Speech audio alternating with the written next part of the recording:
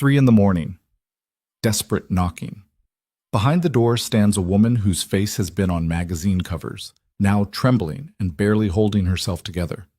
Nathan Cole doesn't know her name yet, doesn't know she's a CEO, doesn't know she's been running from a man who won't accept that it's over.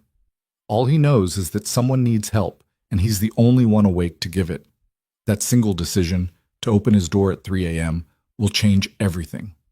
Stay with me until the end, hit that like button, and drop a comment with your city so I can see how far this story travels. The knock came again, harder this time. Nathan Cole jerked awake, his heart already racing before his brain caught up. The digital clock on his nightstand glowed 3:17 a.m. in angry red numbers. For a moment he lay frozen, listening. Maybe he'd imagined it. Maybe it was just the building settling, or someone stumbling home drunk and hitting the wrong door. Then it came again. 3 sharp raps, urgent and uneven. He swung his legs out of bed, pulling on the sweatpants he'd left crumpled on the floor. The apartment was dark except for the nightlight in the hallway, the one he kept on for Emma, even though his daughter was spending the weekend at his ex-wife's place. Old habits. Nathan moved quietly through the living room, avoiding the coffee table he'd bruised his shin on twice already this month. Through the peephole, he could see a woman standing in the poorly lit hallway. Her hair was pulled back messily, and even through the distorted fisheye lens, he could see she was shaking. His hand hesitated on the deadbolt. He'd lived in this building for 4 years, kept to himself mostly, nodded at neighbors in the elevator. He didn't know most of their names, and they didn't know his. That was how he liked it. Simple, uncomplicated, safe. Please. Her voice came through the door, thin and cracking. I'm sorry. I know it's late. I need help. Nathan unlocked the door and pulled it open, keeping the chain latched. Up close, she looked worse than he'd thought. Her eyes were red-rimmed, makeup smudged beneath them.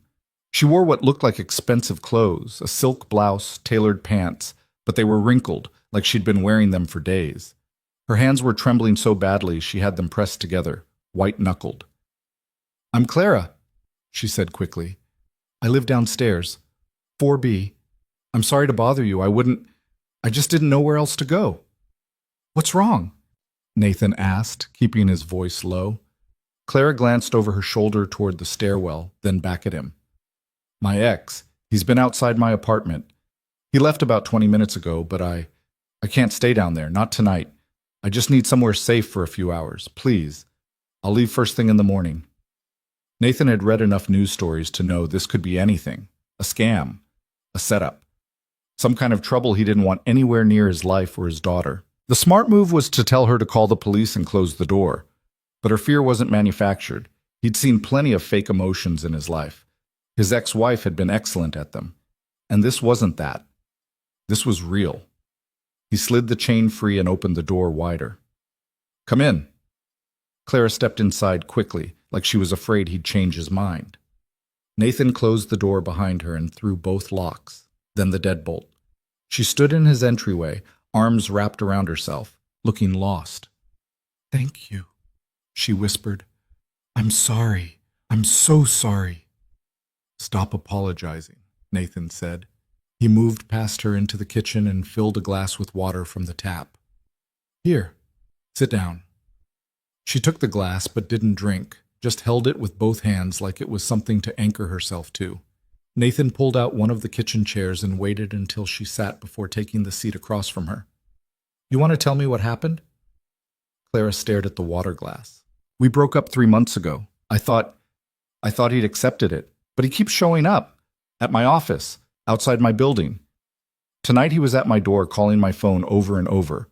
I didn't answer. I never answer anymore. But he wouldn't leave. Did you call the police? I did, last week, and the week before that. Her voice was flat, exhausted. They came. Talked to him. Told him to leave, he always does, then he comes back. Nathan rubbed his face. He needed coffee for this conversation, but it was 3 in the morning and he'd already let a stranger into his apartment. Coffee felt like committing to something bigger. Where is he now? I don't know. He left around 3. I watched through the peephole until I couldn't see him anymore. Then I ran upstairs. I couldn't stay in that apartment, not alone. Does he have a key? No, I changed the locks after we broke up. Good, Nathan said. He should probably ask more questions. Should probably figure out exactly what kind of situation he'd just invited into his home. But Clara looked like she was about to shatter, and he didn't think she could handle an interrogation right now. You can stay here tonight, he told her. I've got a couch. It's not much, but it's safe. Something in her face crumpled. Relief, or maybe just the release of holding herself together for too long. Thank you. Really. I'll be gone before you wake up. Don't worry about it. Nathan stood and grabbed a blanket from the hallway closet, along with a pillow that had seen better days. When he came back, Clara was still sitting at the table, staring at nothing. Bathroom's down the hall if you need it, he said, setting the pillow and blanket on the couch. I'm a light sleeper, so if you hear anything or need anything, just knock. Clara nodded, but didn't move. Nathan hesitated in the doorway of his bedroom. You're going to be okay. She looked up at him then, and for the first time since she'd knocked on his door, something like strength flickered in her eyes. I know, she said quietly. Nathan didn't sleep.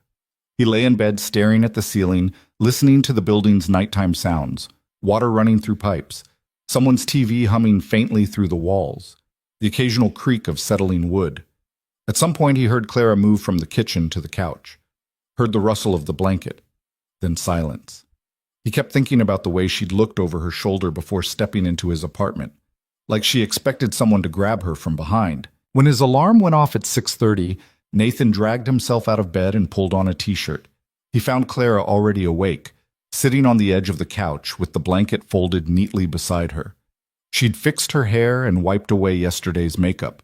She looked more composed than she had in the middle of the night, but the exhaustion was still there, carved into the lines around her eyes. Morning, Nathan said. Good morning. Thank you again for letting me stay. I should get out of your way. You want coffee first? Clara hesitated. I don't want to impose. You're not. Nathan moved into the kitchen and started the coffee maker. It was old and loud, sputtering and hissing like it was personally offended by having to work this early. How'd you sleep? I didn't really. Yeah, me neither. The coffee maker finished its dramatic performance and Nathan poured 2 mugs, sliding one across the counter to Clara. She wrapped her hands around it the same way she'd held the water glass last night. I'm Nathan, by the way, he said. Don't think I actually introduced myself. Clara Bennett. She took a careful sip of coffee. I feel like I should explain. You don't have to. I want to. Clara set the mug down. I'm not usually like this. I don't fall apart. I run a company, I make decisions that affect hundreds of people, and I'm good at it. But with him, with Marcus, I just keep making the wrong choices. Leaving him wasn't the wrong choice. No, but staying with him as long as I did was. She looked away. I kept thinking I could manage it, that if I was just clearer, more firm, he'd understand. But he doesn't want to understand. He wants control. Nathan thought about his own divorce, the months of arguments and lawyers and fighting over custody schedules. It had been ugly, but it had ended. Papers signed, agreements made, life moved forward. This was different. This was someone who refused to let the ending happen. What are you going to do? He asked. I don't know. I've talked to lawyers. They say I need more evidence for a restraining order, documented incidents, police reports that show a pattern. Clara's voice went tight, but every time he shows up, he's just standing there, calling me, knocking on my door. Nothing that looks violent enough on paper, but it feels violent. Yes, she met his eyes. It feels like he's trying to break me down, prove that I can't actually escape him. Nathan didn't know what to say to that. His life had been carefully constructed around avoiding exactly this kind of complication. After the divorce, after the custody battle, after all of it, he'd built walls, kept things simple, focused on Emma and work, and the small, predictable rhythms of single parenthood. Getting involved in someone else's crisis went against every instinct he'd developed over the past 3 years. You should document everything, he said finally. Keep a log, dates, times, what he said, what he did. Even if it doesn't seem like enough, write it down. Clara nodded slowly. My lawyer said the same thing. And change your routine. Don't leave your apartment at the same time every day. Don't park in the same spot. Make yourself harder to predict. That's good advice. She looked at him curiously. You sound like you've thought about this before. I watch a lot of true crime documentaries. It was meant to be a joke, but Clara didn't smile. Nathan cleared his throat and took a long drink of coffee. Look, he said, I'm upstairs if you need anything. I mean that. If he shows up again and you're scared, just come knock. Doesn't matter what time it is. I can't keep doing that to you. Yeah, you can. Clara studied him for a long moment, like she was trying to figure out what kind of person offers help to a stranger at 3 a.m. Nathan wondered the same thing about himself. I should go, she said finally, standing up. I have a meeting at 9. Nathan walked her to the door and unlocked the deadbolt. Clara stepped into the hallway, then turned back. Can I ask you something? Sure. Why did you let me in? You didn't know me. You had no reason to trust me. Nathan thought about it. You needed help. That was reason enough. Clara smiled, small and sad. Not everyone would see it that way. Yeah, well, I'm not everyone. After she left, Nathan stood in his apartment listening to her footsteps fade down the stairwell. Then he locked the door, poured himself another cup of coffee, and tried to convince himself that this was the end of it. A one-time thing. A good deed done, no further involvement necessary. He almost believed it. 3 days passed. Nathan went to work, picked up Emma from school, helped her with homework, made dinner, read bedtime stories, and did all the other things that made up his carefully organized life. He didn't see Clara. Didn't hear anything from the apartment below his. Maybe it was over. Maybe the ex had finally gotten the message and moved on. Then, on Thursday night, Nathan was putting away dishes when he heard it, shouting, muffled by distance and walls, but unmistakable. A man's voice, angry and insistent. Then silence. Then the shouting again, louder this time. Nathan dried his hands on a dish towel and walked to his door. He pressed his ear against it, listening. The voice was coming from downstairs, from Clara's apartment. He should call the police. That was the rational thing to do. Let the professionals handle it. Instead, Nathan grabbed his phone and headed for the stairwell. The shouting got clearer as he descended. He could make out words now. Open the door and just talk to me and stop being ridiculous. The voice carried the particular edge of someone who thought they were being reasonable, who genuinely believed they were the victim in this situation. Nathan reached the 4th floor and saw him immediately. A man in his mid-30s wearing a button-down shirt and slacks like he'd just come from the office. He was standing in front of Clara's door, one hand braced against the frame, the other holding his phone. Clara, I know you're in there, he was saying. Your car's in the garage, just open the door. 5 minutes, that's all I'm asking. Nathan pulled out his phone and started recording. The man, Marcus, Nathan assumed, kept talking. I'm not leaving until we talk. I'll stand here all night if I have to. You can't avoid me forever. She can try. Nathan's voice cut across the hallway. Marcus spun around, startled. Who the hell are you? I live here, and you're disturbing the entire floor. This is none of your business. Marcus's face flushed red. This is between me and my girlfriend. Ex-girlfriend, Nathan corrected. And it became my business when you started shouting at 3 a.m. last week. Marcus's eyes narrowed. You're the one she ran to, the neighbor. He said it like an accusation, like Nathan had committed some kind of betrayal. Yeah, and I'm telling you to leave. I'm not doing anything illegal. I'm standing in a hallway, public space. Nathan kept his phone steady, still recording. You're harassing someone who's made it clear she doesn't want contact with you. That's not public space. That's stalking. Stalking? Marcus laughed, sharp and bitter. I'm trying to have a conversation with someone I spent 2 years with, someone who won't even give me the courtesy of explaining what I did wrong. She doesn't owe you an explanation. You don't know anything about our relationship.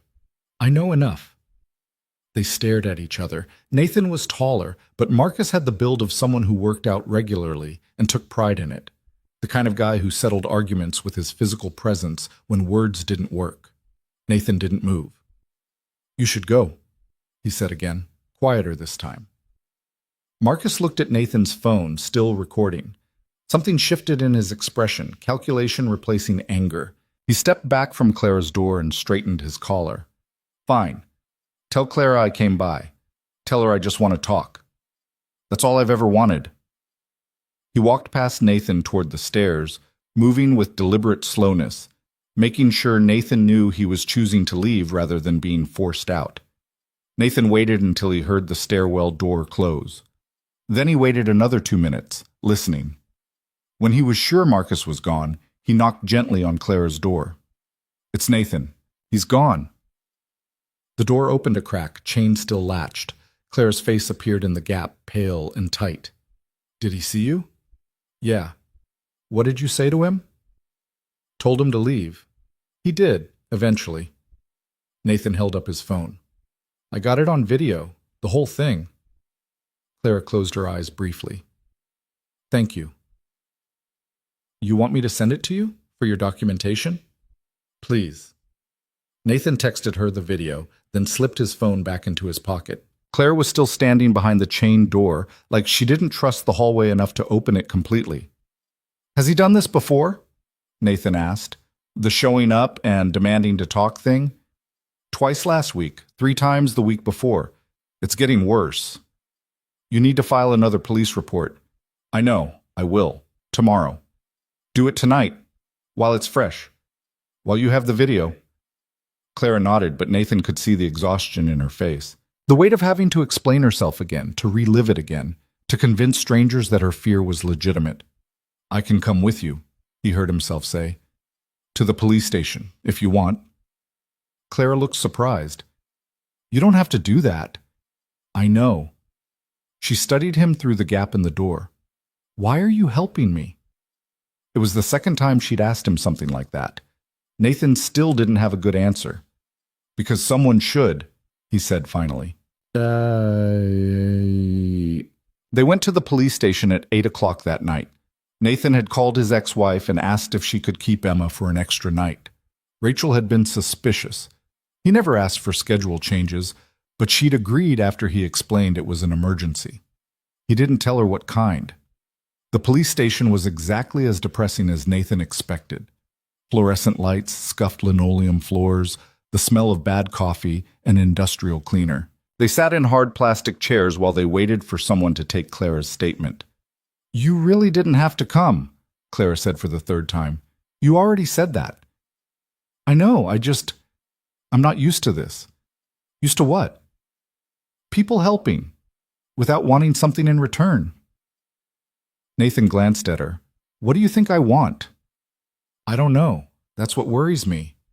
But she said it with a slight smile, like she was testing whether humor still worked after a night like this.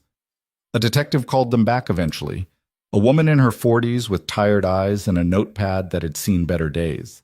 She listened to Clara's story, watched Nathan's video, and took down all the relevant information with the mechanical efficiency of someone who'd heard versions of this same story 100 times before.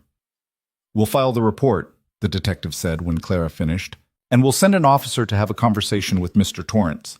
But I'll be honest with you, unless he makes a direct threat or becomes physically violent, there's not much we can do. He showed up at my apartment at 11 at night, Clara said. He's been doing it for weeks. I understand, and it's all documented now. But standing in a hallway isn't illegal. Making phone calls isn't illegal. You'll need to gather more evidence if you want a restraining order. How much more evidence? The detective's expression softened slightly. Enough to establish a pattern of behavior that makes you fear for your safety.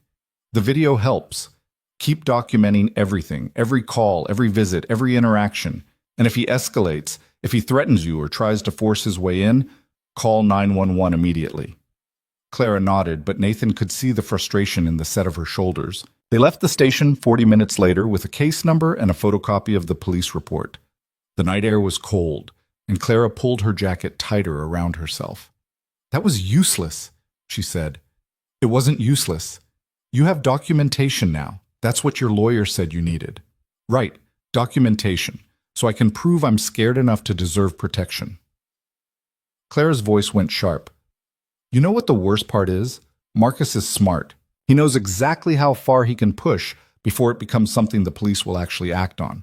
He's done this before. Nathan stopped walking. What do you mean, before? His last girlfriend. I didn't know about it when we first started dating. She tried to warn me, actually. Sent me a message on social media. I thought she was just bitter. Clara laughed, bitter herself now. Turns out she was trying to save me a lot of trouble. They reached Nathan's car, a 7-year-old sedan with a car seat in the back and Emma's forgotten backpack on the floor. He unlocked it, and they both got in.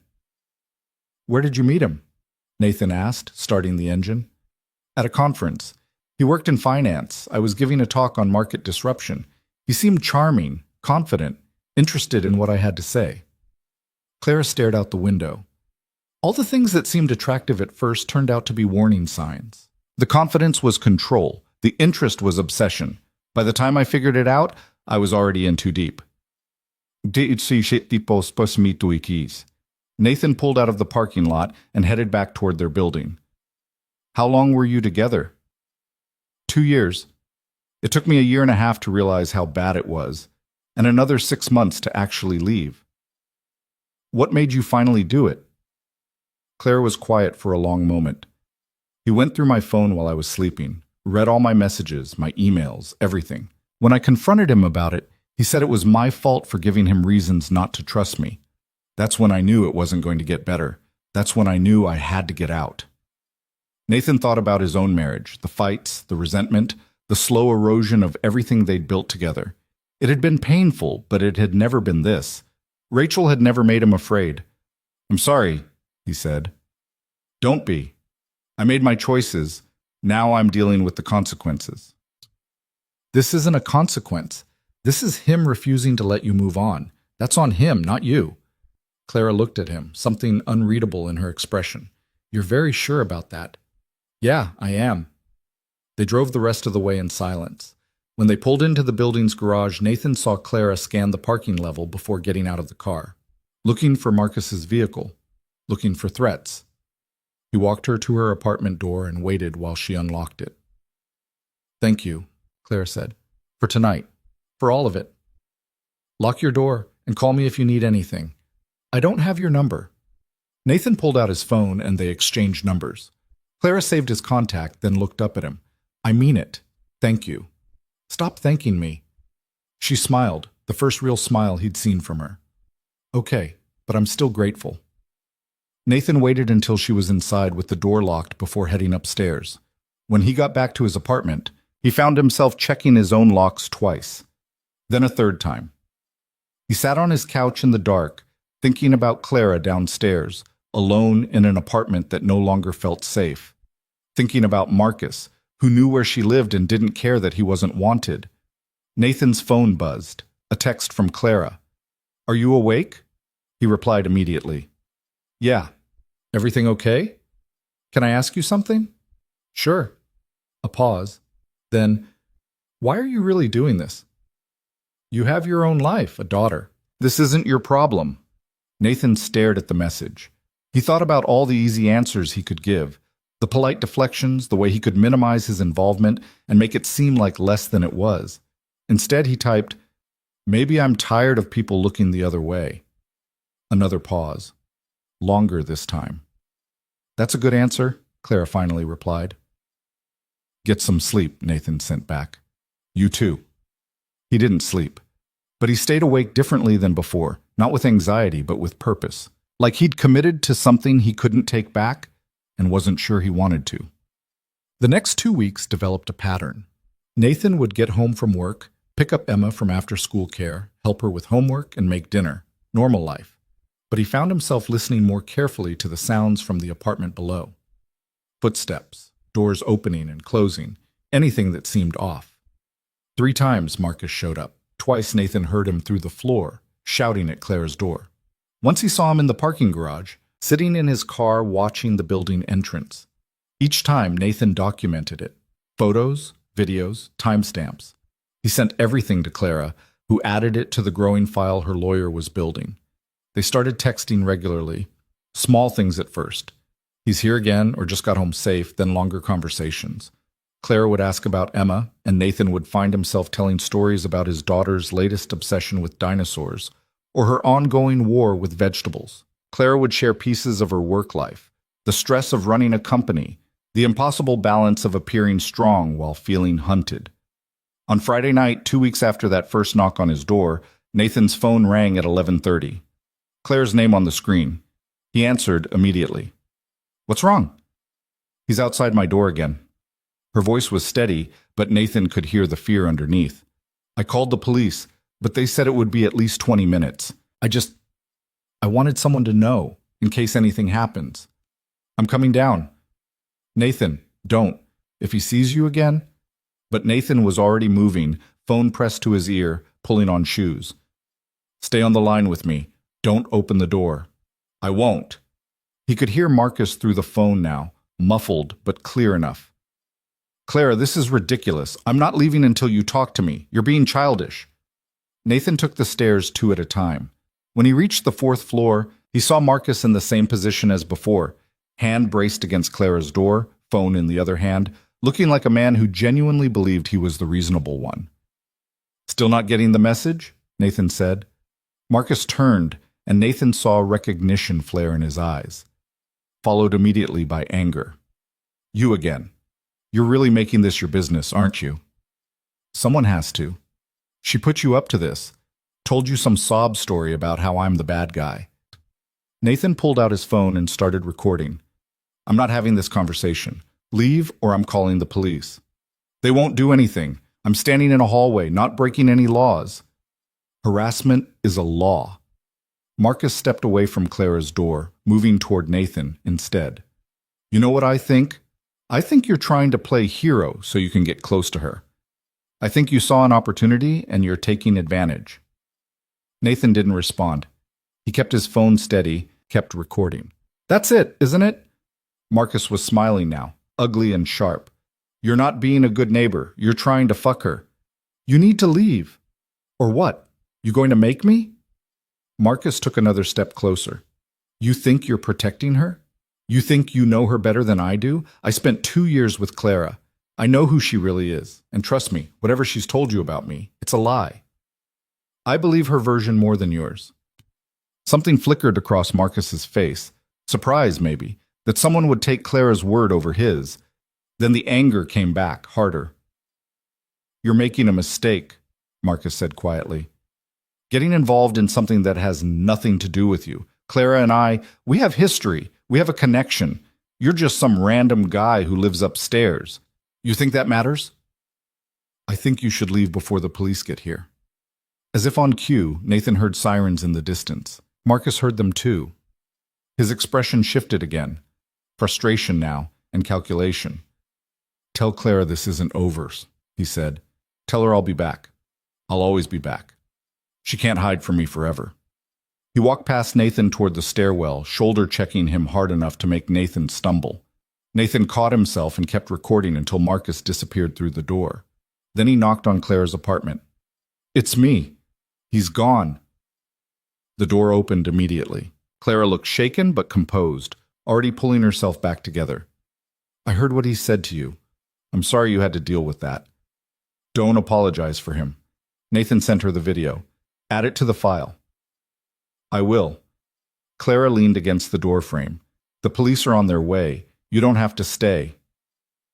"I'll stay until they get here." They stood in the hallway together, not talking, just waiting. When the police arrived, 2 officers, both young and looking like they'd rather be anywhere else, Nathan and Clara gave their statements, showed the video, provided the case number from the previous report. The officers took notes, promised to follow up with Marcus, and left with the same warnings the detective had given. Document everything. Call immediately if he escalates. Consider a restraining order if the pattern continues. After they were gone, Clara turned to Nathan. "This is getting worse." "I know. I don't know how to make it stop." Nathan didn't have an answer for that. He wanted to tell her it would be okay, that Marcus would eventually give up, that the system would protect her, but he'd spent enough time in the real world to know those were empty promises. "You're not alone in this," he said instead. "That's something." Claire's eyes went bright with unshed tears. She blinked them back. "I should let you get some sleep. Call me if you need anything." "I always need something lately. I'm starting to feel like I'm using you." You're not. How do you know? Because using someone means you're taking without caring about the cost. You care. I can tell. Clara looked at him for a long moment. Then, impulsively, she stepped forward and hugged him. It was quick, awkward, the kind of hug someone gives when they're not used to accepting comfort. But it was genuine. Thank you, she whispered. Nathan hugged her back, careful and brief. Get some sleep, Clara. He went back upstairs and stood in his apartment, listening to the silence. His phone buzzed. A text from Clara. I'm sorry you're caught up in this. I'm not caught up in anything, he replied. I made a choice. Why, though? Really? You could just ignore this. Most people would. Nathan thought about his marriage falling apart and the months of lawyers and arguments, about the custody evaluations, and the judge who'd looked at him like he was a problem to be managed rather than a parent trying to do right by his kid, about all the times he'd felt powerless and alone and like the system was designed to grind him down. He typed, because someone helped me once when I needed it. Maybe it's my turn to do the same. Clara's response came quickly. Who helped you? My neighbor, actually, when I was going through my divorce. She watched Emma when I had to meet with lawyers. Brought us dinner when I was too exhausted to cook. Didn't ask questions or judge, just showed up. What was her name? Mrs. Chen. She moved to Portland 2 years ago to be closer to her grandkids. I'd like to thank her someday, Clara sent. She'd probably tell you to pay it forward. Okay, I will. Nathan set his phone down and finally allowed himself to think about what he'd been avoiding for 2 weeks. He was getting attached. To Clara's situation, yes, but also to Clara herself. To the careful way she held herself together even when she was falling apart. To her sharp mind and her refusal to be a victim even while being victimized. It was complicated and messy, and exactly the kind of thing he'd promised himself he'd avoid after the divorce. But when his phone buzzed again with another message from Clara, good night, and thank you again. He smiled anyway. Good night, he sent back.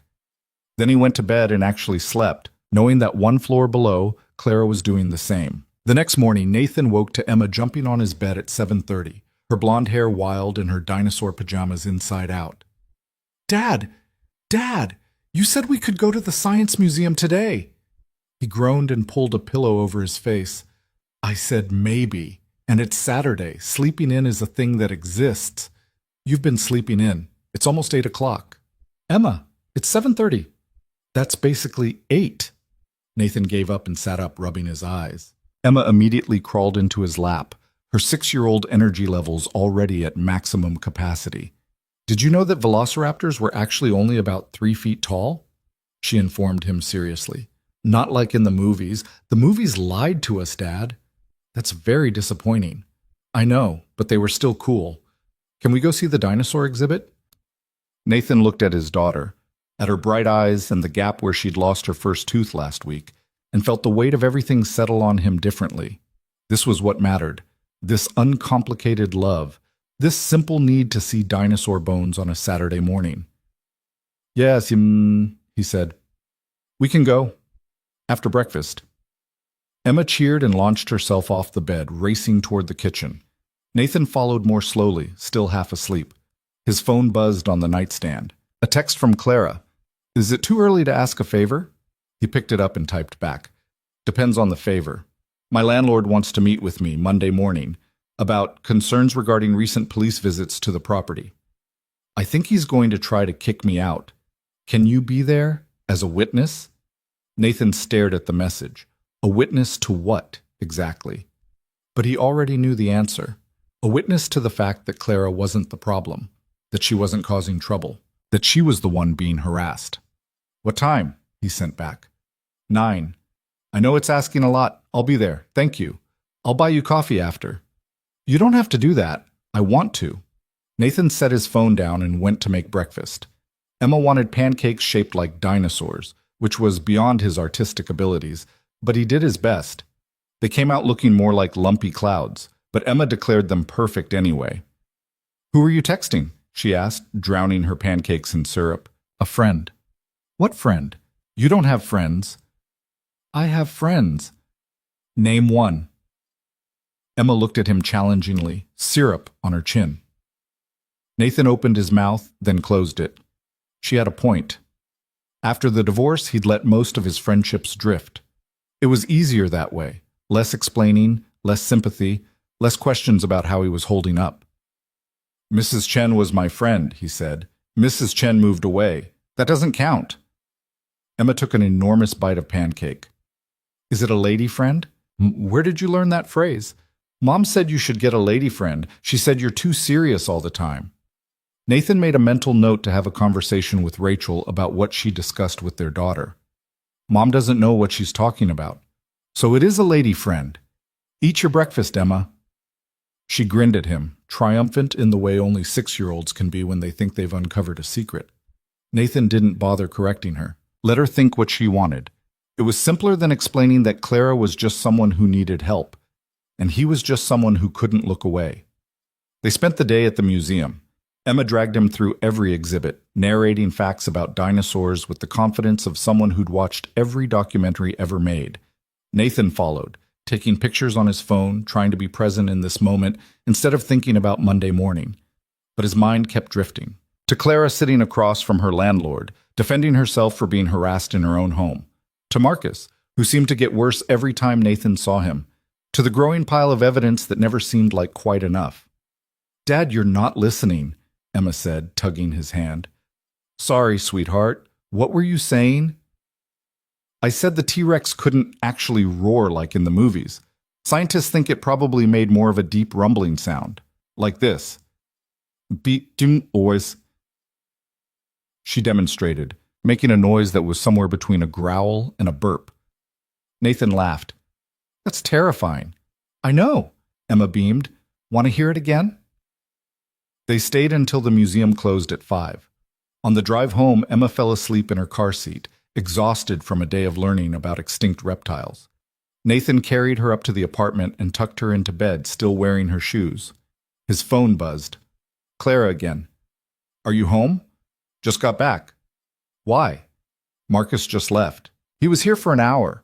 I have it all on video, but I don't want to be alone right now. Can I come up? Nathan looked at Emma, asleep in her room. Having Clara over with his daughter here felt like crossing a line he hadn't crossed yet, mixing the parts of his life he'd worked hard to keep separate. But the alternative was telling Clara no, leaving her alone in an apartment that felt less safe every day. Give me 10 minutes, he sent. He checked on Emma, still asleep, then straightened up the living room, which looked like a tornado had hit it. Dinosaur books everywhere, Emma's backpack spilling crayons across the floor, a half-finished art project involving way too much glitter. The knock came exactly 10 minutes later, soft, tentative. Nathan opened the door and Clara stepped inside quickly, glancing over her shoulder like she expected Marcus to appear from nowhere. She looked exhausted, different from the fear exhaustion of that first night. This was deeper. The kind of tired that came from fighting too long with no end in sight. I'm sorry, she said immediately. I know you have Emma this weekend. I shouldn't have. It's fine. She's asleep. Clara looked around the apartment, taking in the chaos. A small smile touched her lips. She likes dinosaurs? She's obsessed. Has been for 6 months. Before that, it was planets. I'm hoping her next phase is something quieter. How old is she, Pio? 6. Just started first grade. That must be hard. Doing it alone. Nathan shrugged. You figure it out. What happened tonight? Clara's smile faded. She pulled out her phone and showed him the video. An hour of Marcus standing outside her door, calling her name, leaving voicemails that Nathan could hear playing through the door. I love you. Why are you doing this to us? Just talk to me. I can't believe you're being this unreasonable.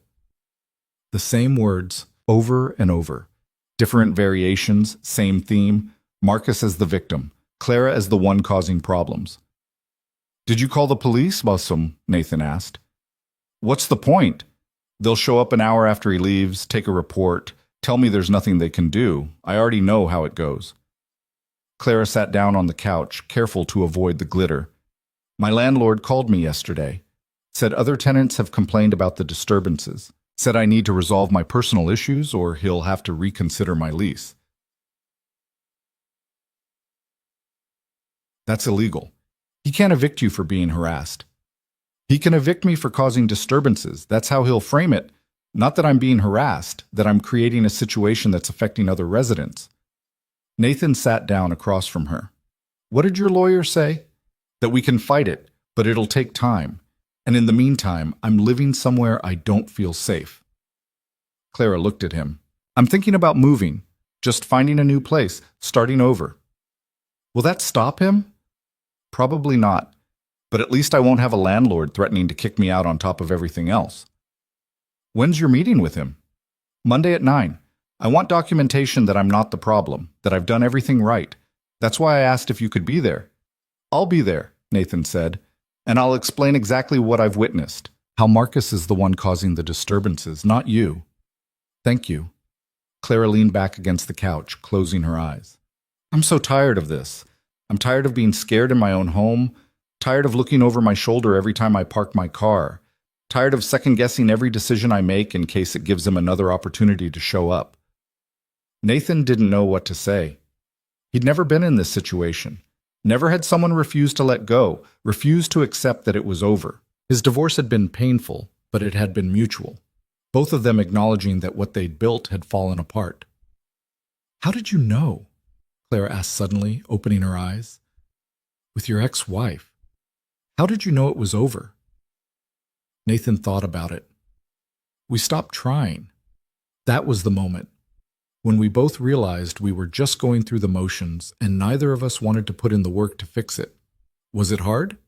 Yeah, but it was also a relief. Like we'd both been holding our breath waiting for permission to let go, and finally we gave it to each other. Marcus won't give me permission, Clara said quietly. That's the problem. He thinks if he just keeps trying, if he just wears me down enough, I'll come back. And the worst part is, I did come back, twice. Early on, before I really understood what was happening. He'd apologize, promise to change, and I'd believe him. So now he thinks it'll work again. But it won't. No, it won't. But he doesn't believe that. They sat in silence for a while. Nathan could hear Emma's white noise machine humming from her bedroom. Outside, a car alarm went off, then stopped. Can I ask you something? Claire said. Sure. Why did your marriage end, really? Not the we stopped trying version, the real version. Nathan hesitated. He didn't talk about this. Not with friends, the few he had left. Not with family. Not with anyone. But something about the late hour and the weight of Clara's honesty made him want to match it. She had an affair, he said. Not a long one. Just a few months. But long enough. When I found out, she said it was because I'd stopped seeing her, that I was so focused on work and being a dad that I'd forgotten how to be a husband. That's not an excuse.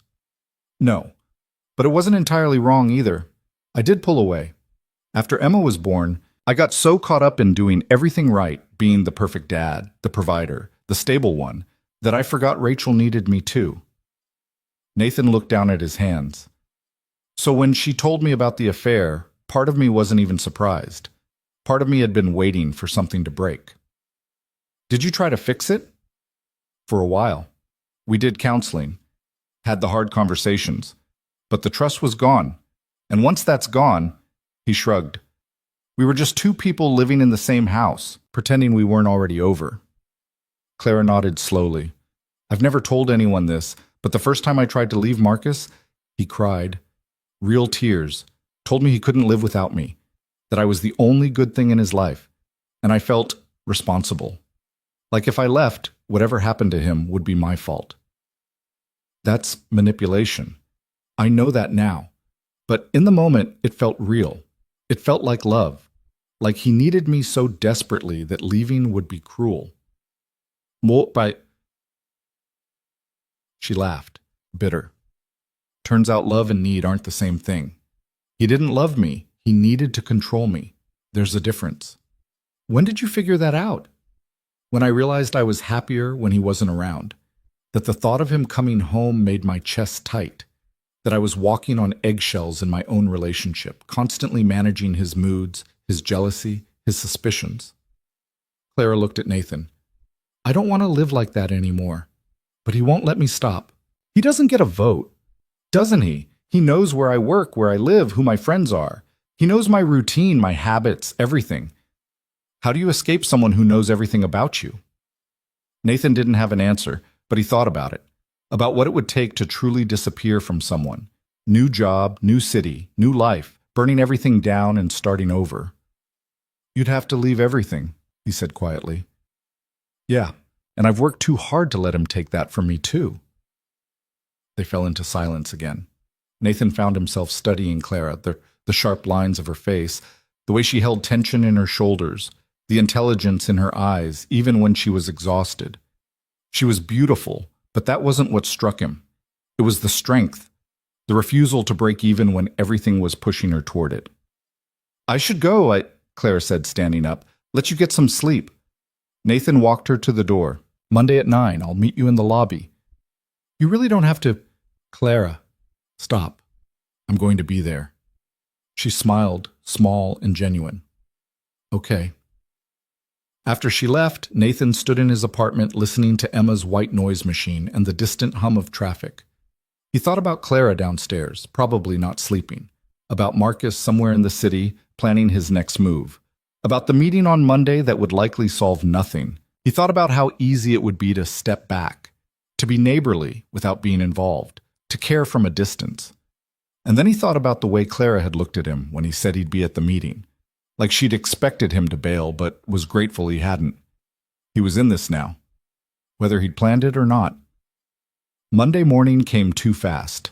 Nathan dropped Emma at school early, made an excuse to his boss about a late start, and met Clara in the lobby at 8:50. She was dressed for battle, sharp blazer, hair pulled back, the CEO version of herself instead of the frightened woman who'd knocked on his door 3 weeks ago.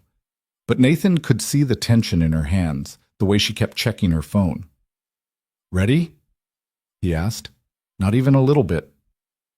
The landlord's office was in the basement, a cramped room that smelled like mildew and old coffee. The landlord himself, a man named Gerald, with a bad comb-over and a worse attitude, sat behind a desk covered in scattered papers and ignored them for a full minute before looking up.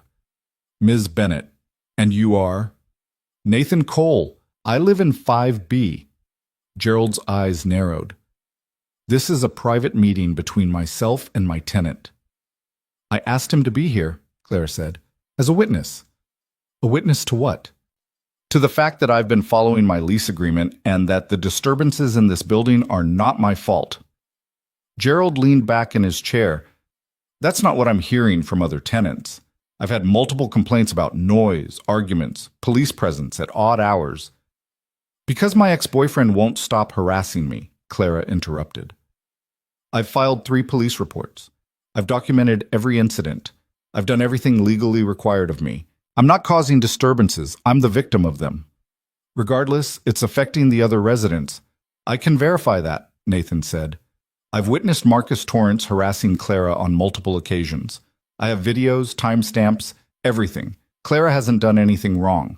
She's been trying to keep herself safe while your building security does nothing. Gerald's face reddened. Gerald's face. Our building security is perfectly adequate. Your building security is 1 camera in the lobby that doesn't work half the time and a door that doesn't lock properly. I've watched Marcus walk into this building unchallenged at least 4 times. Mr. Cole, I don't appreciate you coming into my office and making accusations, and I don't appreciate you threatening to evict someone for being harassed. That's illegal, by the way, in case you weren't aware. The room went quiet. Gerald stared at Nathan, then at Clara. Clara's expression was carefully neutral, but Nathan could see the hint of satisfaction in her eyes. I'm not evicting anyone, Gerald said finally. I'm simply asking Ms. Bennett to resolve her personal issues in a way that doesn't impact other tenants. How exactly do you suggest I do that? Clara asked. I've called the police. I've filed reports. I've changed my locks. What else would you like me to do? That's not my problem. Actually, it is, Nathan cut in.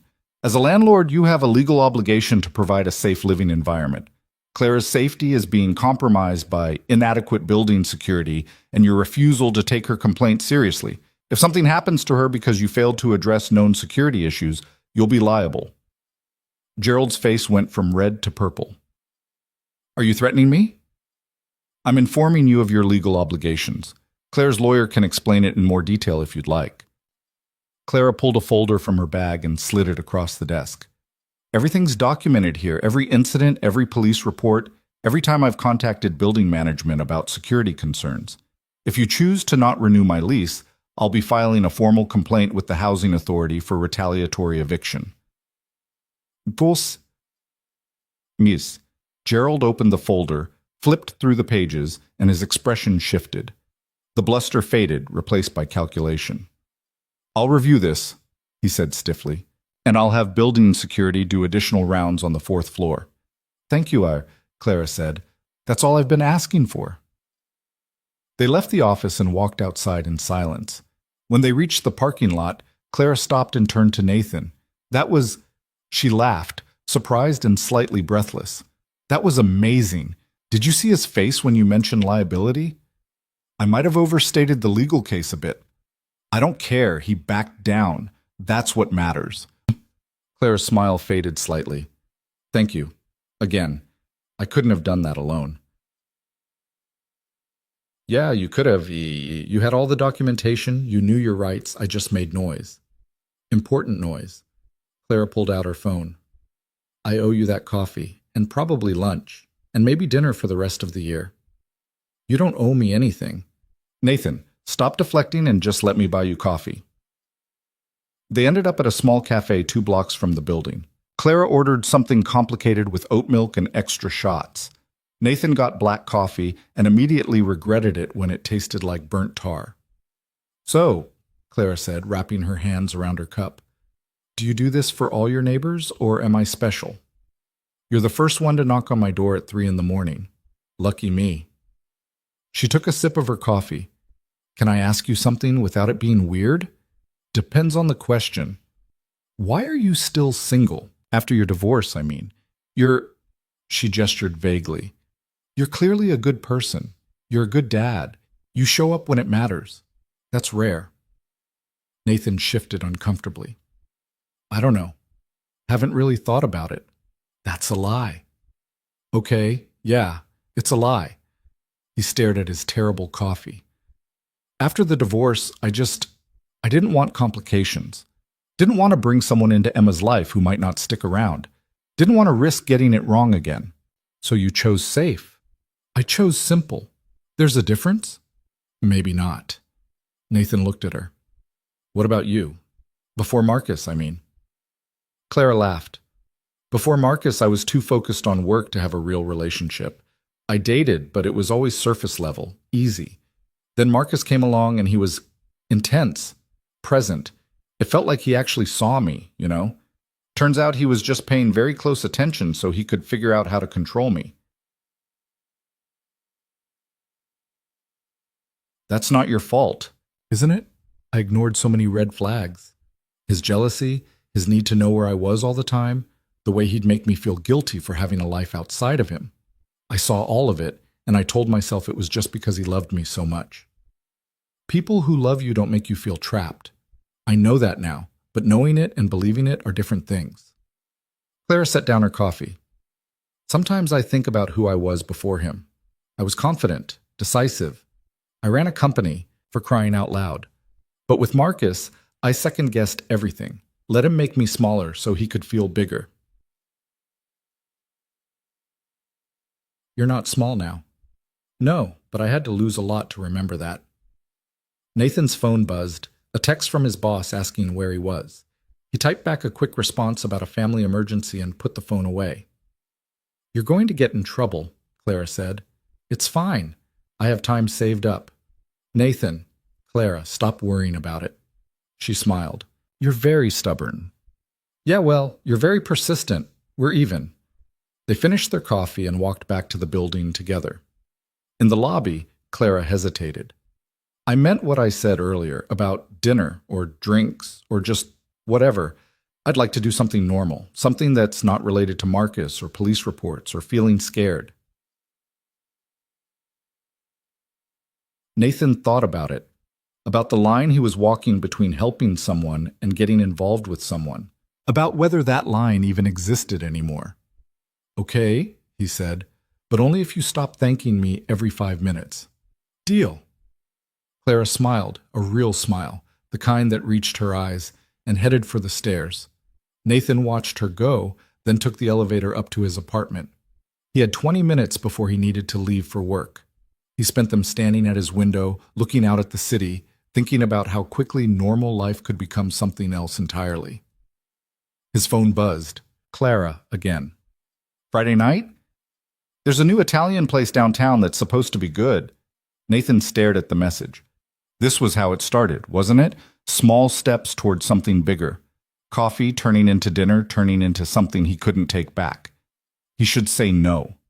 Should keep the boundaries clear. Should remember all the reasons he'd chosen simple over complicated. Instead, he typed, Friday works. 7? Perfect. It's a date. Nathan looked at those 3 words for a long time. Then he put his phone away and went to work, ignoring the voice in his head that said he was making a mistake. The week passed in a strange rhythm. Nathan went to work, picked up Emma, helped with homework, made dinner. Normal life. But underneath it, he found himself thinking about Friday, about what it meant that Clara had called it a date, about whether he was ready for that. Marcus showed up twice more. Once on Tuesday, standing in the parking garage by Clara's car. Once on Thursday, back at her door. Each time, Clara documented it. Each time, Nathan came down with his phone ready. On Thursday night, after Marcus left, Nathan stood in Clara's apartment for the first time. She'd invited him in to see the security upgrades she'd made. A better lock, a doorbell camera, a deadbolt that actually worked. The apartment was smaller than his, but nicer. Decorated with actual thought instead of the functional minimalism Nathan had defaulted to after the divorce. There were plants on the windowsill, art on the walls, books stacked on every available surface. I know it's a lot, Clara said, watching him take it in. I like having things around me. Makes it feel less empty. It's nice. Nathan examined the new lock. This is good, solid. The locksmith said it would take a battering ram to get through it. Let's hope we don't have to test that theory. Clara laughed, but it was shaky. Yeah, let's hope. She showed him the doorbell camera footage from earlier. Marcus standing at her door, calling her name, checking his phone.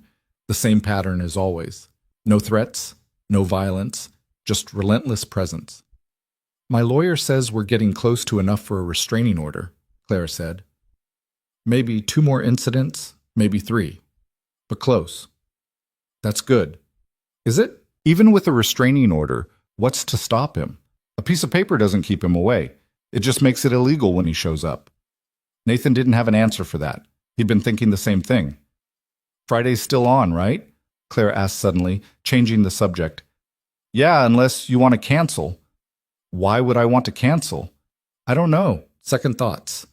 Realizing that dinner with your upstairs neighbor who's seen you at your worst might be awkward.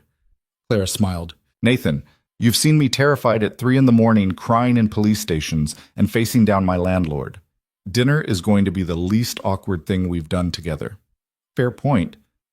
Besides, she added, I want to know more about you, the real you, not just the guy who shows up when I'm in crisis mode. There's not much to know. I doubt that. Clara walked him to the door. Friday at 7. Don't be late. Wouldn't dream of it. Nathan went back upstairs and immediately regretted agreeing to this. What was he doing? Clara was dealing with an abusive ex, a potential eviction, and a legal battle that seemed to have no end. She needed stability, not whatever complicated thing this was becoming. But when Friday came, he found himself getting ready anyway. He dropped Emma at Rachel's, enduring his ex-wife's knowing look when he mentioned he had plans, and drove downtown to the Italian place Clara had chosen. She was already there when he arrived, sitting at a corner table by the window. She'd dressed up, a dark blue dress that was somehow both elegant and understated, and she smiled when she saw him. You made it. Traffic was bad. Liar, you're early. Nathan sat down across from her. Okay, yeah, I'm early. Sue me. A waiter appeared with menus and wine recommendations. Clara ordered a glass of red. Nathan stuck with water. Not drinking? Clara asked after the waiter left. Trying to stay sharp. Never know when you might need to chase off an ex-boyfriend. Clara's smile faltered for just a second. Can we have one night where we don't talk about Marcus? Yeah, sorry, one night, starting now. They ordered food, pasta for Clara, chicken for Nathan, and spent the first part of the meal in stilted small talk. The weather, traffic, the quality of the breadbasket, all the safe topics people default to when they're not sure what they're allowed to say. Then Clara set down her fork and looked at him directly. Okay, this is ridiculous. We've been through too much for small talk. Ask me something real. Like what? I don't know. Anything. What do you actually want to know about me? Nathan thought about it. Why did you become a CEO? That's not exactly a job that happens by accident. Claire's expression shifted, surprised maybe that he'd asked about work instead of something personal. I like solving problems. That's really what it comes down to. I like taking something broken and figuring out how to fix it. And running a company is it's 1,000 problems that need solving every day. It's exhausting and stressful, and I love it. What kind of company? Tech. We make software for supply chain management. It's incredibly boring to explain at parties. Try me. So she did. And Nathan found himself actually interested, not just in what she was saying, but in the way she said it. The passion in her voice when she talked about efficiency models and logistics optimization. The way her whole posture changed, shoulders back, eyes bright, when she described a particularly difficult problem they'd solved. Your turn, Clara said eventually. What do you do? I just realized I've never actually asked. I work in IT network administration for a hospital system. That sounds important. It's stable, which is what I needed after the divorce. Something predictable. But do you like it? Nathan considered. I don't hate it, but I don't love it either. It's just a job. Pays the bills, lets me take care of Emma. What would you do if money wasn't an issue?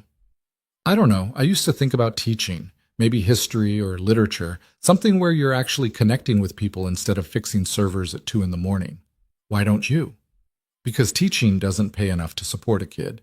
Because stable matters more than happy. Because... He stopped. Because it's easier not to try than to try and fail. Clara nodded slowly. I get that, I really do. But it's also really sad. Yeah, probably. The food arrived and they ate in comfortable silence for a while. Nathan noticed Clara kept glancing at her phone, checking for messages, probably making sure Marcus wasn't trying to contact her. He's not going to show up here, Nathan said quietly. You don't know that. Clara, I'm sorry. I know I said one night without talking about him, but he's always there. Even when he's not physically there, he's in my head. Waiting. She set down her fork. I hate that he's taken this from me too. The ability to just exist without fear. Nathan reached across the table and covered her hand with his. It was an impulse, unplanned, but Claire's fingers curled around his and held on. We're going to fix this, he said, one way or another. How? He's not going to stop, and the system isn't designed to protect people until after something terrible happens. I'm stuck in this waiting period, just hoping he doesn't escalate before we have enough evidence for a restraining order. Then we make sure he doesn't get the chance to escalate. How? Nathan didn't have an answer, but looking at Clara, at the fear and frustration and exhaustion in her face, he knew he'd figure something out. He had to. They finished dinner and walked outside. The night air was cool, and Clara pulled her jacket tighter around herself. Thank you for tonight, she said, for trying to give me normal. Did it work? A little, for a while. She looked up at him. Walk me to my car? They walked the 2 blocks to the parking garage in silence. Clara's car was on the 3rd level, parked under a flickering fluorescent light. She unlocked it, then turned to face Nathan. I'm glad you said yes to dinner. Me too. Even though I'm a mess? You're not a mess. You're dealing with an impossible situation as best you can. Clara smiled. You always know what to say. That's definitely not true. She stepped closer. For a moment, Nathan thought she might kiss him. Part of him wanted her to. Part of him knew it was a terrible idea. Clara must have seen something in his expression because she stopped, uncertainty crossing her face. Too fast? She asked. Maybe. I don't know. This whole thing is complicated. Yeah, I know. She stepped back. I should go. Clara? It's fine, really. Thank you for dinner. I'll see you at home. She got in her car and drove away before Nathan could figure out what to say. He stood in the parking garage for a long time, listening to the echo of engines and wondering what he was doing. His phone buzzed. A text from Clara. I'm sorry if I made things weird. You didn't, he replied. I'm just trying to figure out what this is. Me too. But I know I like having you in my life, even if it's complicated. Same. Good night, Nathan. Good night. Nathan drove home and lay in bed staring at the ceiling, thinking about Clara's hand in his across the dinner table, about the way she'd looked at him in the parking garage, about the growing weight of something he couldn't quite name. He was falling for her. That was the truth he'd been avoiding. Somewhere between the late-night knocks and the police reports and the shared coffee, he'd started caring about Clara as more than just someone who needed help, and that terrified him. Because what happened when Marcus finally went too far? What happened when this stopped being about protection and started being about something neither of them was ready for? Nathan didn't have answers, but as he finally drifted off to sleep, he knew one thing for certain. He wasn't walking away. Not now, not while Clara still needed him. Maybe not ever. The nightmare started 3 days after their dinner. Nathan would wake at 2 or 3 in the morning to the sound of pounding that wasn't real, his heart racing before his brain caught up and reminded him he was safe in his own bed. He'd lie there listening to the building's silence, wondering if Clara was awake too, if she could sleep at all anymore. On Tuesday morning, he ran into her in the parking garage. She looked like she hadn't slept in days, dark circles under her eyes, her usual sharp composure fraying at the edges. You okay? He asked. Marcus filed a counter-complaint with the police. Says I'm harassing him, that I've been making false reports to damage his reputation. Clara laughed, hollow and bitter. Can you believe that? After everything he's done, he's trying to make himself the victim. That won't hold up. You have documentation. Do I? Or do I have a bunch of videos of a man standing in a hallway? A bunch of phone calls that could be interpreted as someone trying to have a conversation with their ex? Clara's voice cracked. His lawyer is good, Nathan, better than mine, and he's spinning this whole thing like I'm the unstable one, the emotional CEO who can't handle a breakup. Nathan wanted to tell her it would be fine, that the truth would win out, but he'd lived long enough to know the truth didn't always matter as much as who told the better story. What did your lawyer say? To keep documenting, to not engage, to wait it out. Clara opened her car door. I'm so tired of waiting. She drove away before Nathan could respond. He stood in the garage for a long time after, thinking about the way her hands had been shaking on the steering wheel. That night, Emma asked why he kept checking his phone during dinner. I'm not checking it that much, Nathan said, cutting her chicken into smaller pieces even though she was perfectly capable of doing it herself. You've looked at it like 100 times. Emma speared a piece of broccoli and examined it suspiciously. Is it the lady friend? Emma, Mom says you need to be careful about lady friends because you have me to think about. Nathan set down his fork. What else did Mom say? That you're a good dad, but you make bad choices in relationships. Emma popped the broccoli in her mouth and made a face. What's a relationship? It's when two people care about each other. Like you and me. Different kind of caring. Like you and Mom used to? Nathan rubbed his face. Yeah, like that. But that didn't work out. No, it didn't. Emma was quiet for a moment, pushing food around her plate. Are you going to have another relationship that doesn't work out? I don't know, sweetheart. Maybe, maybe not. I think you should try anyway. Mom has a new boyfriend and she seems happy. You should be happy too. Nathan looked at his 6-year-old daughter, who somehow had more emotional intelligence than most adults he knew. When did you get so smart? I've always been smart. You just don't notice because you're busy being worried all the time. Mom, she wasn't wrong. His phone buzzed. A text from Clara. He's here again, at my door. I called the police, but can you... Nathan was already standing up. Emma, I need to go downstairs for a minute. Stay here, okay? Don't open the door for anyone. Is it the lady friend? Just stay here, I'll be right back. He took the stairs down 2 at a time. On the 4th floor, he could hear Marcus before he saw him. The same voice, the same words, slightly different arrangement. Clara, this is ridiculous. I know you're in there. We need to talk about these false accusations you're making. My lawyer says, your lawyer can talk to her lawyer, Nathan said, already recording. You need to leave. Marcus turned, and Nathan saw something different in his face this time. Not just anger, something harder, more calculated. The White Knight again. Tell me something. Are you sleeping with her? That's none of your business. It is if you're the reason she won't talk to me. If you're the one poisoning her against me. Marcus stepped closer. I've been doing some research on you, Nathan Cole. Divorced 3 years ago. Lost custody battle. Working a dead-end job. You see Clara as your way to something better, don't you?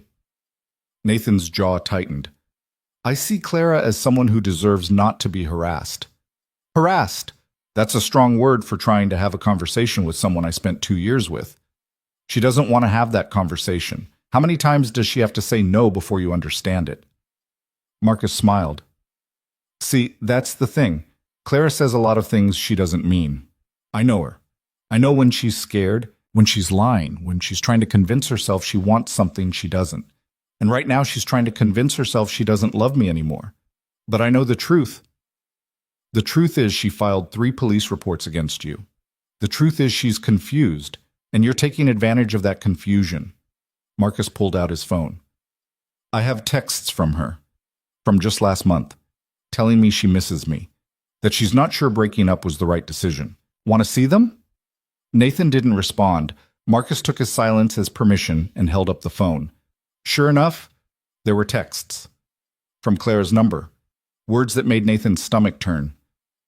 I miss you. This is harder than I thought it would be. Maybe we gave up too fast. See? Marcus said. She still loves me. She's just letting people like you convince her otherwise. The door behind them opened. Clara stood there looking between them. Those texts, she said quietly. I sent those 6 weeks ago, before you showed up at my office and screamed at me in front of my entire staff. Before you followed me to 3 different client meetings. Before you started showing up at my apartment in the middle of the night. I sent those when I still thought maybe we could be civil, that maybe you'd respect my decision even if you didn't agree with it. Clara, I don't love you, Marcus. I don't even like you, and I need you to leave me alone. Marcus's expression shifted. The calculated charm dropped away, leaving raw anger underneath.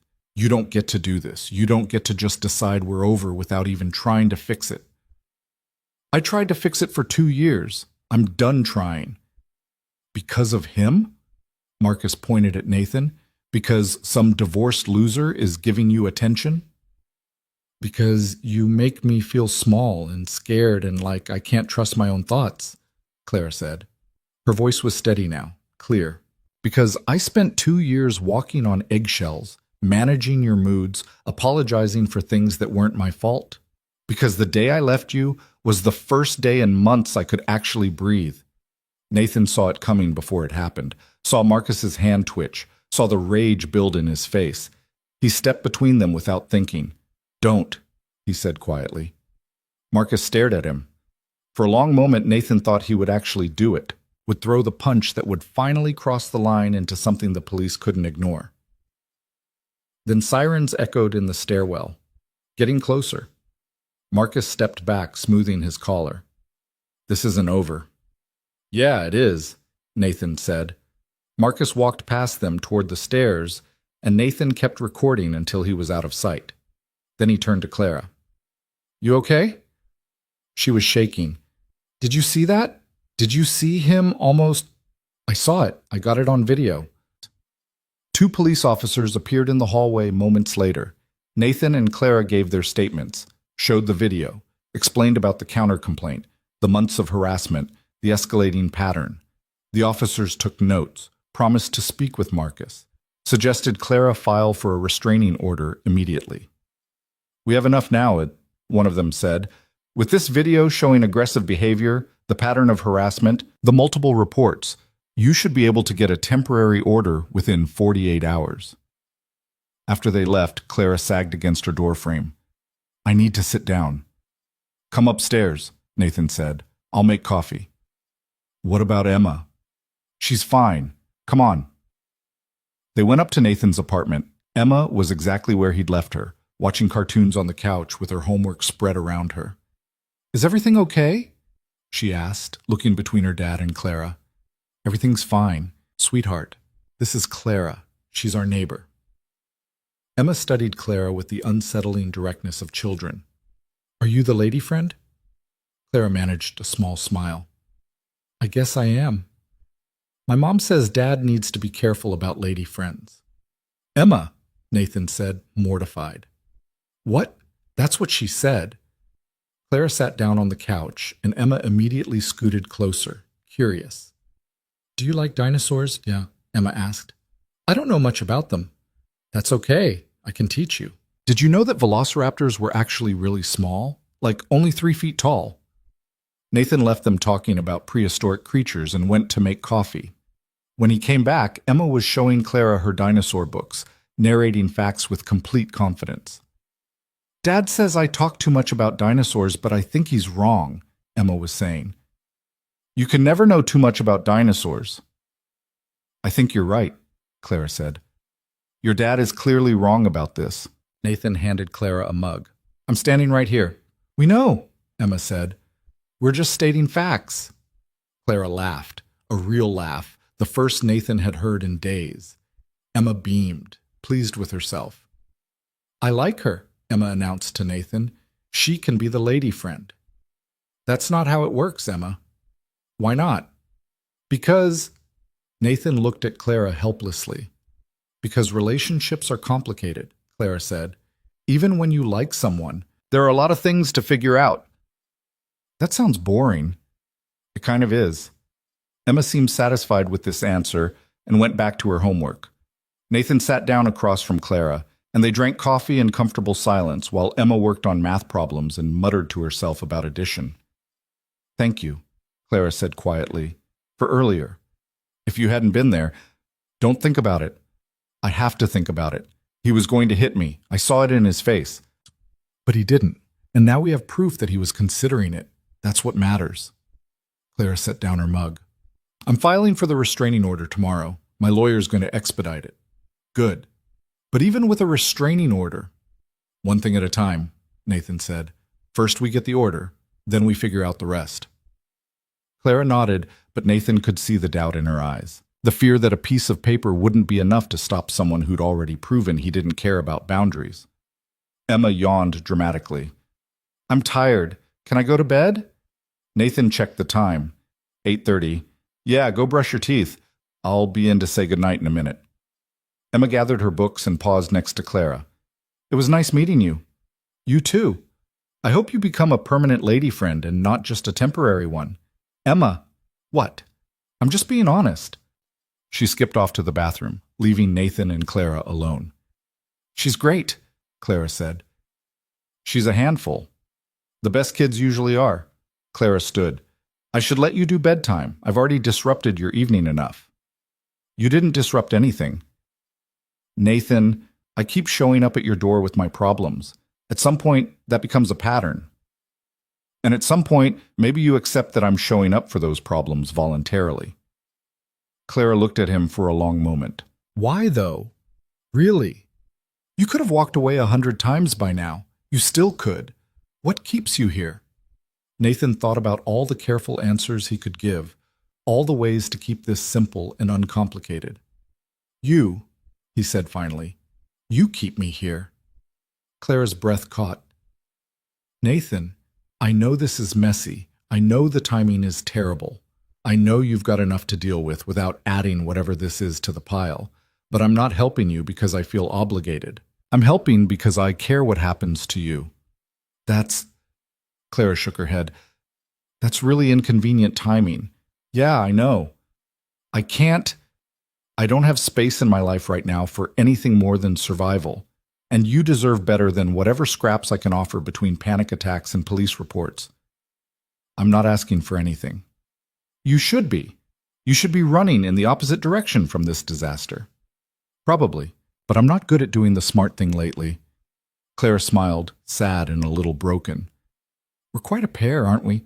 The divorced single dad and the CEO who can't escape her ex. Sounds like the setup for a bad romantic comedy. Or a tragedy." Let's aim for comedy. She kissed him then, quick and soft, over before Nathan could fully register it was happening. When she pulled back, her eyes were bright with unshed tears. "Thank you," she whispered, "for caring, for staying, for being exactly what I needed when I needed it." Then she was gone, slipping out the door before Nathan could find words. He stood in his living room for a long time, fingers touching his lips where she'd kissed him. Emma called from her bedroom, asking where he was, and Nathan went through the motions of bedtime routine. Read a story about a T-Rex who was afraid of the dark, tucked blankets around his daughter, kissed her forehead. "I like Clara," Emma said sleepily. "She's nice." "Yeah, she is." "Are you going to see her again?" "Probably. She lives downstairs." "You know what I mean." Nathan did know. "Maybe. If she wants to." "She wants to. I could tell." "How could you tell?" "The way she looked at you, like you were interesting." Emma yawned again. "Most people don't look at you like you're interesting." "Thanks, sweetheart. Really feeling the love here." Emma giggled. "You're welcome." Nathan turned off her light and closed the door most of the way, leaving it cracked like she preferred. His phone buzzed as he walked back to the living room. Clara had texted. "I shouldn't have done that." "The kiss?" he replied. "Yeah, it wasn't fair to you. I'm not complaining. You should be." "I'm a mess, Nathan. I can't drag you into this any deeper than I already have." Nathan stared at the message. He could agree, could give her an easy out, could step back to the safe distance of helpful neighbor instead of whatever they were becoming. "What if I want to be dragged in?" he sent. A long pause, then, "Why would you want that?" "Because I haven't felt this much of anything in 3 years. Because you're the first person since my divorce who makes me want to try again. Because I'm tired of playing it safe." Another pause. Longer this time. Nathan's phone rang instead of buzzing with a text. "Hi," Clara said when he answered. "Hi. I don't know how to do this, the dating thing. Not while everything is so complicated." "Then we don't do the dating thing. We just exist as whatever we are right now." "Which is what?" "I don't know. Friends who kiss sometimes?" Clara laughed. "That's the worst definition I've ever heard." "I'm working with limited information here." "Okay. Friends who kiss sometimes. I can do that." They talked for another hour, about nothing and everything. Clara told him about her first job out of college, working for a startup that crashed and burned within 6 months. Nathan told her about the time he'd accidentally locked himself in a server room for 4 hours and had to be rescued by building security. Normal conversation, the kind people have when they're getting to know each other outside of crisis mode. "I should let you sleep," Clara finally said. "It's almost 11. You should sleep too. I'll try. No promises. Call me if you need anything. Doesn't matter what time." "I know. Thank you." After they hung up, Nathan lay in bed and thought about the kiss, about the way Clara had looked at him before she left, about Emma's observation that most people didn't find him interesting. His daughter wasn't wrong. Since the divorce, he'd made himself as uninteresting as possible. Safe, predictable. No surprises, no complications, no risks. Clara was all risk, all complication, all the things he'd been avoiding. And for the first time in years, that felt like exactly what he needed. The restraining order came through on Thursday. Temporary, pending a full hearing in 2 weeks, but enforceable immediately. Marcus was to stay at least 500 feet from Clara, her workplace, and her residence. No contact of any kind. Nathan was at work when Clara texted him the news. "It's done. He's been served." "How do you feel?" he replied. "Scared, relieved, like I'm waiting for the other shoe to drop." "What does your lawyer say?" "That I did everything right. That the evidence was solid. That Marcus will probably appeal, but it won't work." "That's good." "Is it?" "A piece of paper doesn't stop him if he decides he doesn't care about consequences." Nathan didn't have a good answer for that. She was right. They both knew she was right. That night, Marcus violated the restraining order. Nathan was making dinner, spaghetti, Emma's favorite, when he heard the shouting, different this time, louder, more desperate. "Clara, I know you're in there. You can't do this. You can't just cut me out of your life. Nathan told Emma to stay in the apartment, grabbed his phone, and ran downstairs. By the time he reached the fourth floor, other neighbors had come out of their apartments. An older woman Nathan vaguely recognized, a young couple he'd seen in the elevator. Marcus was pounding on Claire's door with both fists. Open the door. We need to talk about this. You can't just throw away 2 years. The police are on their way, the older woman said to Nathan. I called them. Clara, please. Marcus was crying now, his voice breaking. I love you. Why can't you see that? Everything I've done, it's because I love you. Nathan started recording. Marcus saw him and something in his face shifted from desperate to furious. This is your fault. You turned her against me. I didn't turn her against anyone. You did that yourself. She loved me. Before you came along, she loved me. She was scared of you. There's a difference. Marcus lunged at Nathan. Nathan barely had time to brace himself before Marcus's fist connected with his jaw. The pain was sharp and immediate, and Nathan stumbled backward into the wall. The other neighbors shouted. Someone screamed. Nathan's phone clattered to the floor, still recording. Marcus hit him again, this time in the stomach. Nathan doubled over, trying to catch his breath. He'd been in exactly one fight in his entire life. In high school, over something stupid he couldn't even remember, and he'd lost that one too. But this time he had something to fight for. Nathan pushed back, getting his arms up to protect his face. He wasn't trying to win, just trying to keep Marcus occupied until the police arrived. Keep him focused on Nathan instead of trying to break down Clara's door. They crashed into the opposite wall. Marcus was stronger, angrier, fighting like someone with nothing left to lose. Nathan just held on, taking hits, giving them back when he could. Then Clara's door opened. Stop it! Both of you, stop! Marcus froze. Nathan used the moment to push him away, putting distance between them. His jaw throbbed. His ribs ached. He could taste blood in his mouth. Clara. Marcus reached for her. Don't touch me. Her voice was ice. You just assaulted someone in front of witnesses. You violated a restraining order. You've ruined whatever small chance you had of me ever forgiving you. I don't care about the restraining order. I care about you, about us. There is no us. There hasn't been for months, and now... Clara looked at Nathan, at the blood on his lip, and her expression crumpled.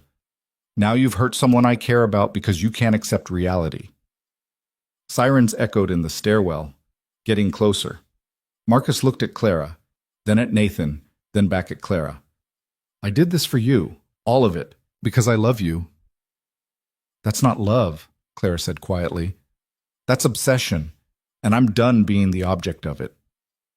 The police arrived in force this time. 4 officers, all business. They separated everyone, took statements, documented Nathan's injuries. One of them took photos of his split lip and the bruise already forming on his jaw. Marcus was arrested, handcuffed and led away, still shouting about how Clara didn't understand, how she was making a mistake, how he just needed her to listen.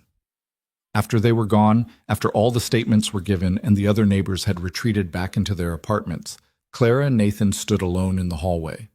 Let me see, she said, reaching for his face. Nathan winced as she touched his jaw. It's not that bad. You're bleeding.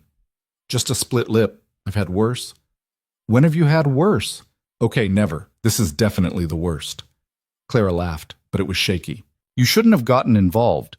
He was at your door. Where else was I going to be? Safe, in your apartment, not getting punched in the face. Yeah, well, too late now. They went back to Nathan's apartment. Emma took one look at his face and burst into tears. What happened? Who hurt you? I'm okay, sweetheart. Just a little accident. That's not an accident. Someone hit you. Clara knelt down next to Emma. He was helping me. There was a bad person trying to hurt me, and your dad made sure I stayed safe. He was very brave. Emma looked between them, processing. The lady friend's bad ex-boyfriend? Yeah, Nathan said. Him? Is he gone now? He's gone. The police took him away. Emma seemed satisfied with this answer. She demanded to help clean Nathan's face, which mostly involved her handing him tissues and narrating what she was doing like a doctor in a medical drama. We need to apply pressure to stop the bleeding, she announced seriously. And ice for the swelling. And maybe a Band-Aid. I don't think I need a Band-Aid. Everyone needs Band-Aids. That's just science. Clara watched them, something soft in her expression. After Emma was convinced Nathan would survive, she went back to her homework, leaving the adults alone in the kitchen. "Thank you," Clara said. "I know I keep saying that." "Then stop." "I can't. You keep doing things worth thanking you for." She touched his jaw gently, carefully. "This is going to bruise. Worth it." "How is getting punched in the face worth it?" "Because now Marcus is in jail for violating a restraining order and assault. Because now he can't hurt you. That's worth a bruise." Clara's eyes filled with tears. "I'm so sorry you got dragged into this." Clara: "No, I am. You were just being a good neighbor, and I turned your life into a crime drama." "I'm not just being a good neighbor. I thought we established that. But friends who kiss sometimes." "Right. And friends who kiss sometimes protect each other. That's how it works." Clara kissed him then, careful of his split lip, gentle and sweet, and full of all the things neither of them were saying out loud. When she pulled back, Nathan touched her face. "Stay tonight. You shouldn't be alone in your apartment after everything that happened." "I can't. Emma's here. Emma likes you, and she already knows you're the lady friend. Plus, I'm injured. I might need someone to watch me for signs of concussion." "You don't have a concussion." "Might develop one. Better safe than sorry." Clara smiled. "You're ridiculous." "Is that a yes?" "It's a yes." They spent the evening in strange domesticity. Emma teaching Clara about different types of dinosaurs. Nathan making dinner one-handed because his ribs hurt too much to move normally. All of them eating on the couch while watching a nature documentary Emma had picked out. Around 9, Emma fell asleep between them, her head on Clara's lap. "She's out," Clara whispered. "Yeah, she does that, goes from full speed to unconscious in about 30 seconds. Nathan carried Emma to bed. When he came back, Clara was cleaning up the dinner plates, moving around his kitchen like she belonged there. "You don't have to do that," he said. "I know, but I want to help." They finished cleaning in comfortable silence. Then Clara turned to him. "Can I ask you something?" "Sure." "Well, when you got divorced, did it feel like the end of the world?" Nathan thought about it. "Yeah, for a while. Like everything I'd planned and built just collapsed. But then I figured out how to build something different. Smaller, maybe. But mine." "Do you think you'll ever try again? Marriage, I mean." "I don't know, maybe. If I found someone worth the risk." He looked at her. "Why?" "Because I keep thinking about the future. About what life looks like after Marcus is really gone. And I realize I don't know how to trust anyone anymore. He broke something in me. The part that could believe people when they said they cared. Not everyone is him." "I know. But knowing it and feeling it are different things." Nathan pulled her close, careful of his sore ribs.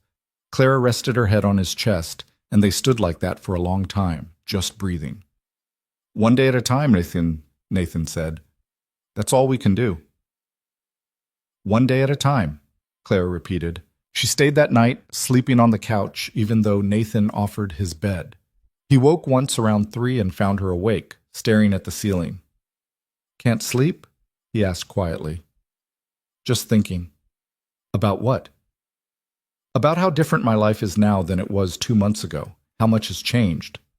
"Is that good or bad?" Clara was quiet for a long moment. "Both. It's terrifying and exhausting, and I wouldn't trade it for anything." "Not even for a full night's sleep?" She laughed softly. "Well, maybe for that." Nathan sat with her until she drifted off. Then he went back to his own bed and lay awake, thinking about the fight. About the sound of Marcus's fists connecting with his face. About the look in Clara's eyes when she'd seen Nathan bleeding. He touched his jaw where it throbbed and thought about how much had changed for him too. How 2 months ago his life had been simple and predictable and safe. How now it was none of those things. And how, despite the pain and the complications and the uncertainty, he didn't want to go back. Marcus made bail the next morning. Clara's lawyer called at 7:30 with the news.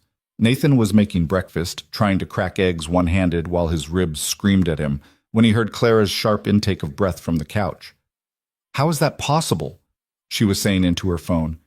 He violated a restraining order. He assaulted someone. How does he just walk out? Nathan couldn't hear the lawyer's response, but he could see Clara's face go pale. Okay, yes, I understand. Thank you for letting me know. She hung up and sat very still. He's out? Nathan asked. His family posted bail, $10,000, and he's back on the street. Clara's voice was flat. The lawyer says not to worry, that he'll have stricter conditions now, that if he comes near me again, they'll revoke bail immediately. That's good. Is it? He already didn't care about a restraining order. Why would he care about bail conditions? Nathan didn't have an answer. Emma wandered out of her bedroom, rubbing her eyes, and stopped when she saw Clara still there. Did you have a sleepover? She asked. Something like that, Clara said, managing a smile. Cool. Can we have pancakes? The morning unfolded in surreal normalcy.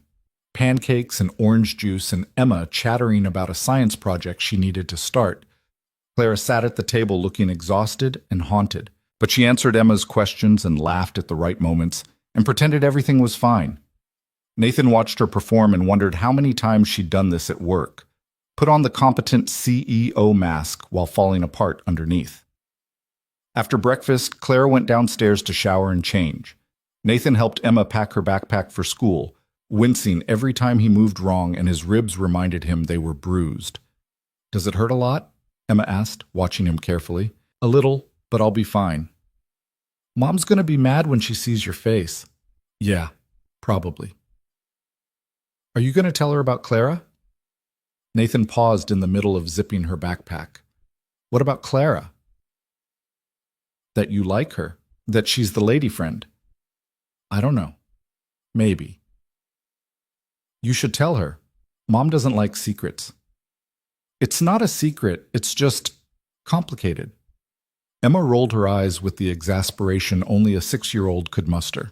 Everything's complicated with adults. You guys make everything so hard. She wasn't wrong. Nathan dropped Emma at school and went to work, where his coworkers took one look at his face and started asking questions. He deflected with vague answers about helping a neighbor, but rumors spread anyway. By lunch, half the IT department thought he'd been mugged. His phone buzzed constantly.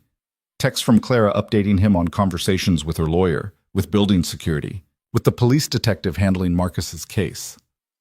Around 2 in the afternoon, Gerald the landlord called Clara for another meeting. Nathan left work early and met her in the building lobby.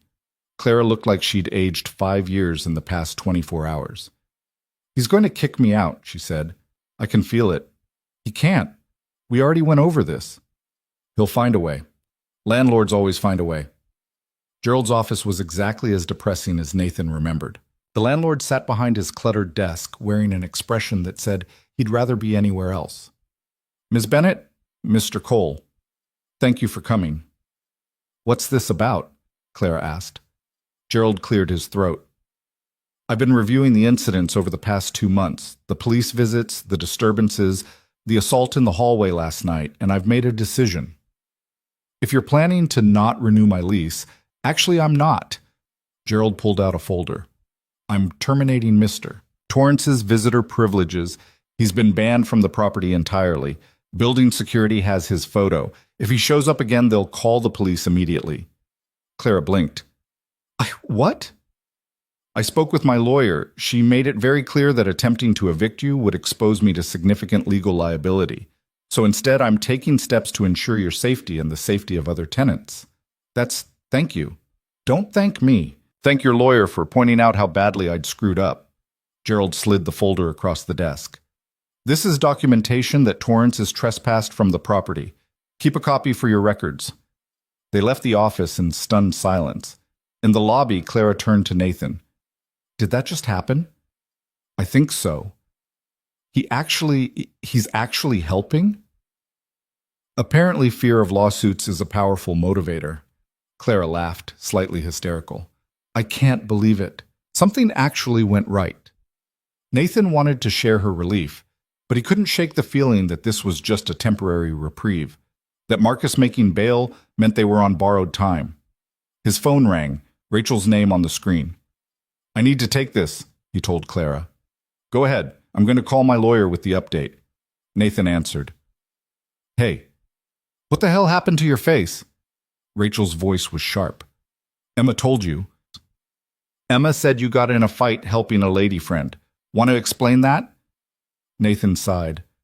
Not really, but I'm guessing you're not giving me a choice. You guessed right. He gave her the abbreviated version. Neighbor being harassed, situation escalating. He stepped in. Rachel listened in silence until he finished.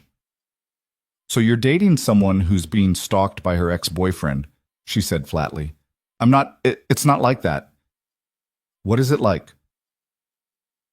It's complicated. Everything with you is complicated, Nathan. That's the problem. You can't just have a normal relationship. It's always some drama or crisis or situation that requires you to play hero. That's not fair, isn't it? Think about it. When we met, I was dealing with my dad's illness. You swooped in to help, made yourself indispensable.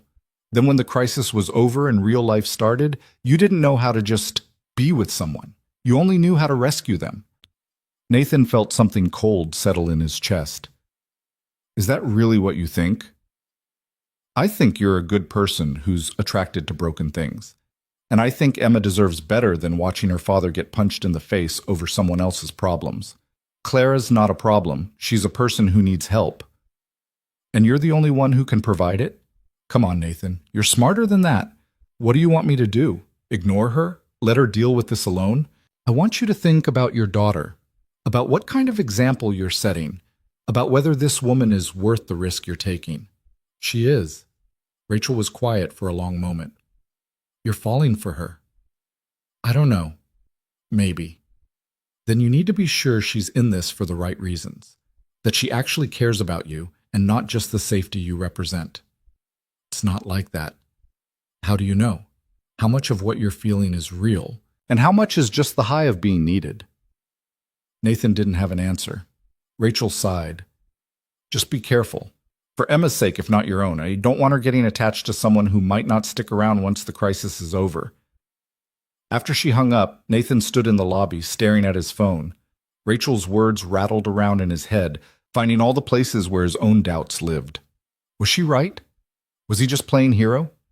Did Clara actually care about him? Or did she just need someone to lean on? Clara came back from her phone call smiling. My lawyer says the trespass notice is great. It adds another layer of protection. She thinks, Nathan, what's wrong? Nothing. Just talk to my ex-wife. About me? About the situation. What did she say? Nathan hesitated. That I should be careful. That Emma comes first. She's right. Emma should come first. I know. Clara studied his face. What else did she say? It doesn't matter. It does if it's making you look at me like that. Like what? Like you're second-guessing everything. Nathan rubbed his face, immediately regretted it when pain shot through his jaw. She asked if I was sure you were in this for the right reasons, if you actually cared about me, or just needed someone to protect you. Clara went very still. And what do you think? I don't know. I want to believe that you don't know. Clara's voice went flat. After everything. After I've let you into my life, into my fear, into you don't know if I actually care about you. That's not what I meant. Then what did you mean? Nathan didn't know how to explain it without making it worse. How to articulate the fear that he was just a convenient solution to her problem. That when Marcus was gone and she felt safe again, she wouldn't need him anymore. Forget it, Clara said. I should go. Clara, wait. But she was already walking away, her back rigid with hurt and anger. Nathan watched her go and wanted to chase after her, wanted to take back the doubt and the hesitation and just believe what he felt. Instead, he went to pick up Emma from school. His daughter took one look at his face and frowned. You're sad. I'm fine. You're sad and your face hurts. Did you and the lady friend have a fight? Something like that.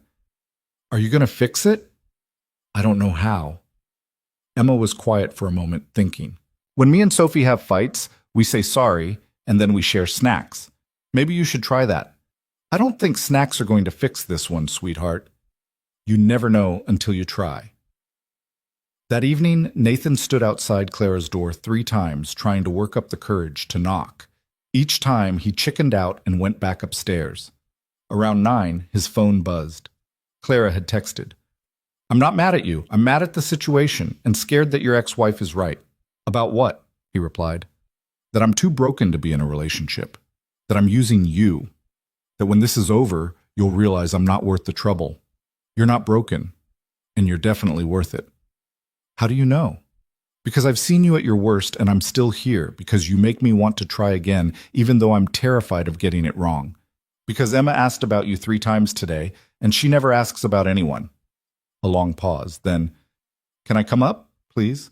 She knocked 2 minutes later. When Nathan opened the door, Clara looked smaller somehow, vulnerable in a way she hadn't even that first night. "I need to tell you something," she said. "Okay. When I first knocked on your door, you were just a solution, a safe place. I wasn't thinking about you as a person, just as someone who could help me. And I'm sorry for that. It wasn't fair. Clara." But somewhere along the way, it changed. You stopped being just the neighbor who helped and started being you. Nathan, the guy who makes terrible coffee and gets way too invested in his daughter's dinosaur phase and shows up even when it's hard. I don't know when it happened, but it did. "Your ex-wife asked if I was in this for the right reasons," Clara continued. "And the truth is, I don't know what the right reasons are anymore.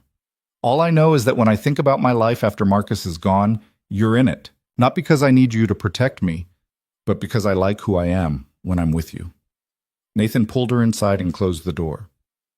"I'm sorry for doubting." "Don't be. It's a fair question. I've been asking myself the same thing." "And what answer did you come up with?" Clara stepped closer.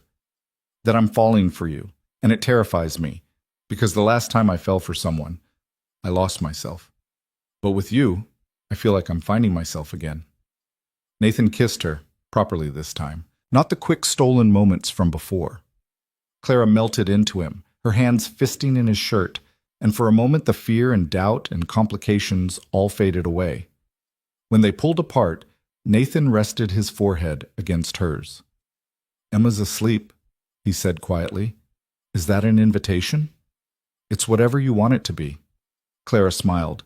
"Show me where you keep the terrible coffee. We should probably talk before we do anything stupid."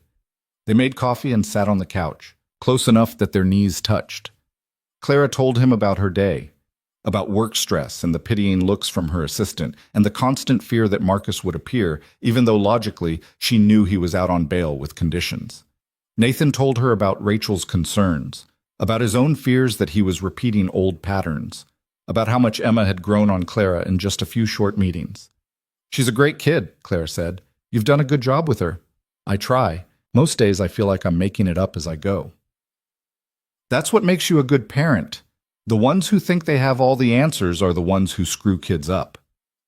"Is that professional experience talking?" "Personal.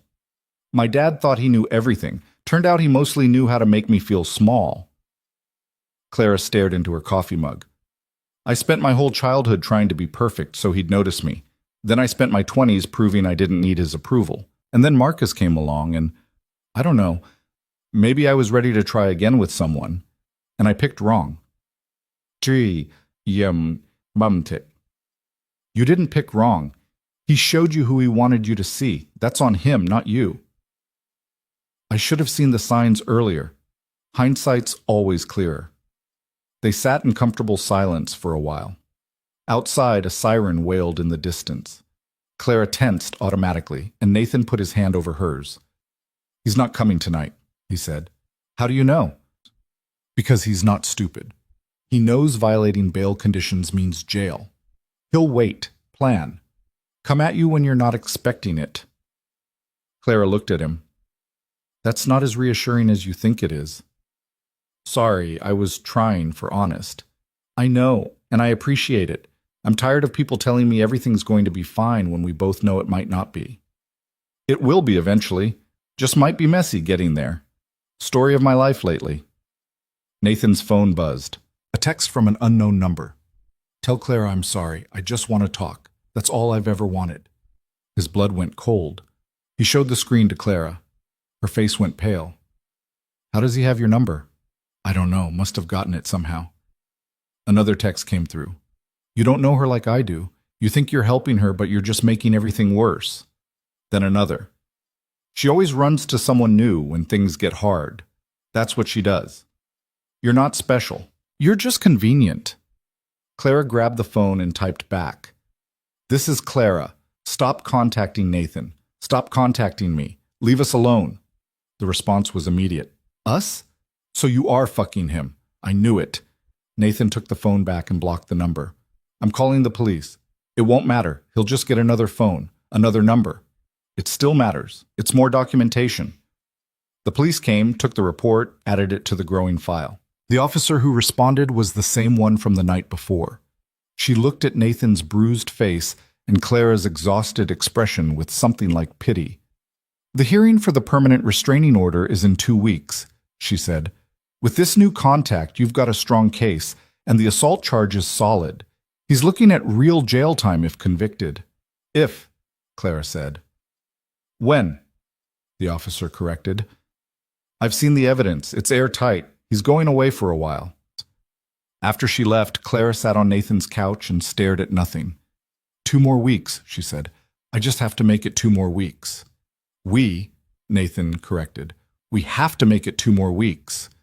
Clara looked at him. You keep saying that, we. Like this is your problem too. It is my problem. You made it my problem when you knocked on my door, and I don't want to unmake it. Even though it's messy and complicated and potentially dangerous? Especially because of that. I spent 3 years avoiding messy and complicated. Turns out I was just avoiding living.